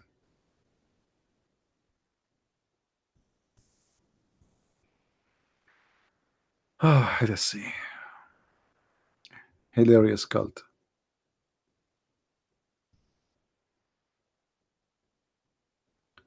When stupidity become a religion, what you can do? I don't know. You need to find it. You see, I'm not finding things easy today. It's not my lucky day. I'm not finding videos easy. I'm searching, but I cannot find it. Hey, by the way, guys, don't forget, if you speak Spanish, tell your friend about our new book in Spanish. This is a translation for the Deception of Allah. I cannot find it. Anyway, maybe you can search for like why we cannot eat a swine.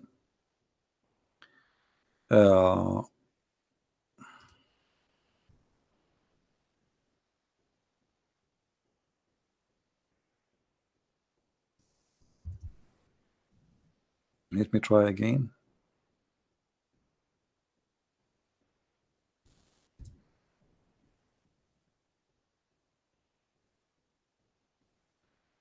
No, I'm not being lucky.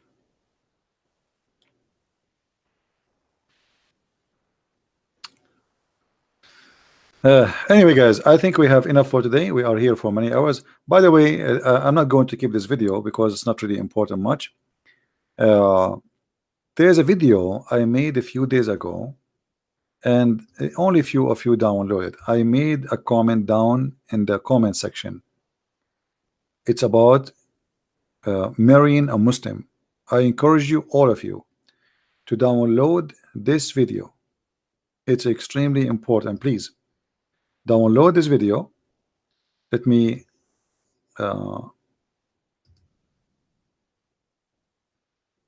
I have somebody coming to my door. Wrong timing. Hold on. Yeah, so download it, because let me pause it for you.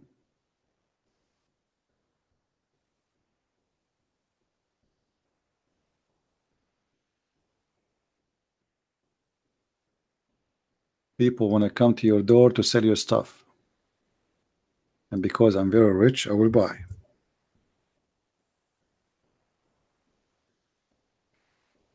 All right, this is the video.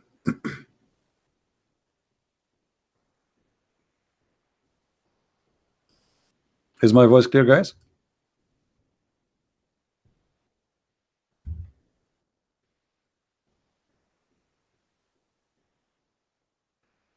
Yeah, so please download this video because it's very important, and I found only maybe one or two of you download the video already. The Muslims, they do their best, try to deceive your daughters, your you know, your women, and you have to learn about this cult before you get involved in something bad. Be careful.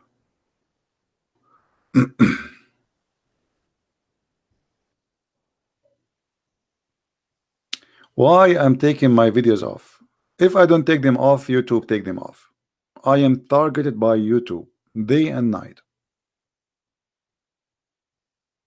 So if you want my YouTube, you need to download them immediately. Otherwise, I have no choice but to take them. The Sharia YouTube, the Sharia department of YouTube, they always target my channel. So I don't keep my videos. All right. So you need to support me by downloading my videos. Anything I do, anything I say, they don't agree with me. Otherwise, I should have like now thousands of videos on my channel, which will bring a lot of people to subscribe to, right? Why you want to make a video and take it off? But we have no choice. Those liberals, they are siding with the Sharia law cult. Oh yeah, the Muslim, they sponsor the YouTube sponsor Muslims. Go and see how many videos against me, hate, calling names. Even the other day, there's a guy, he asking the Muslims to go and report David Wood, and he said word by word, this is how you can harm him. It's a hate teaching crime. Actually, David Wood, he should report him to the police. He said it clearly, this is how you can harm him, and his video is there. All right.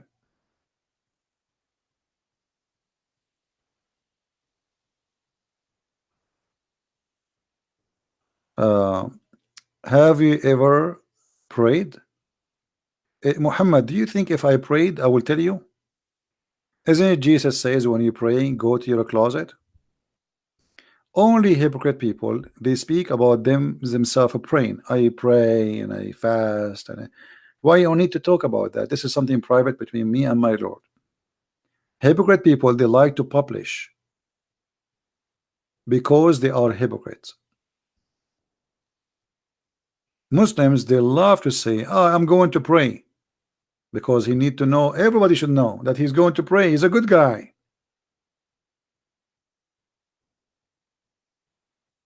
Right? We don't do that. I pray, I don't pray, none of your business.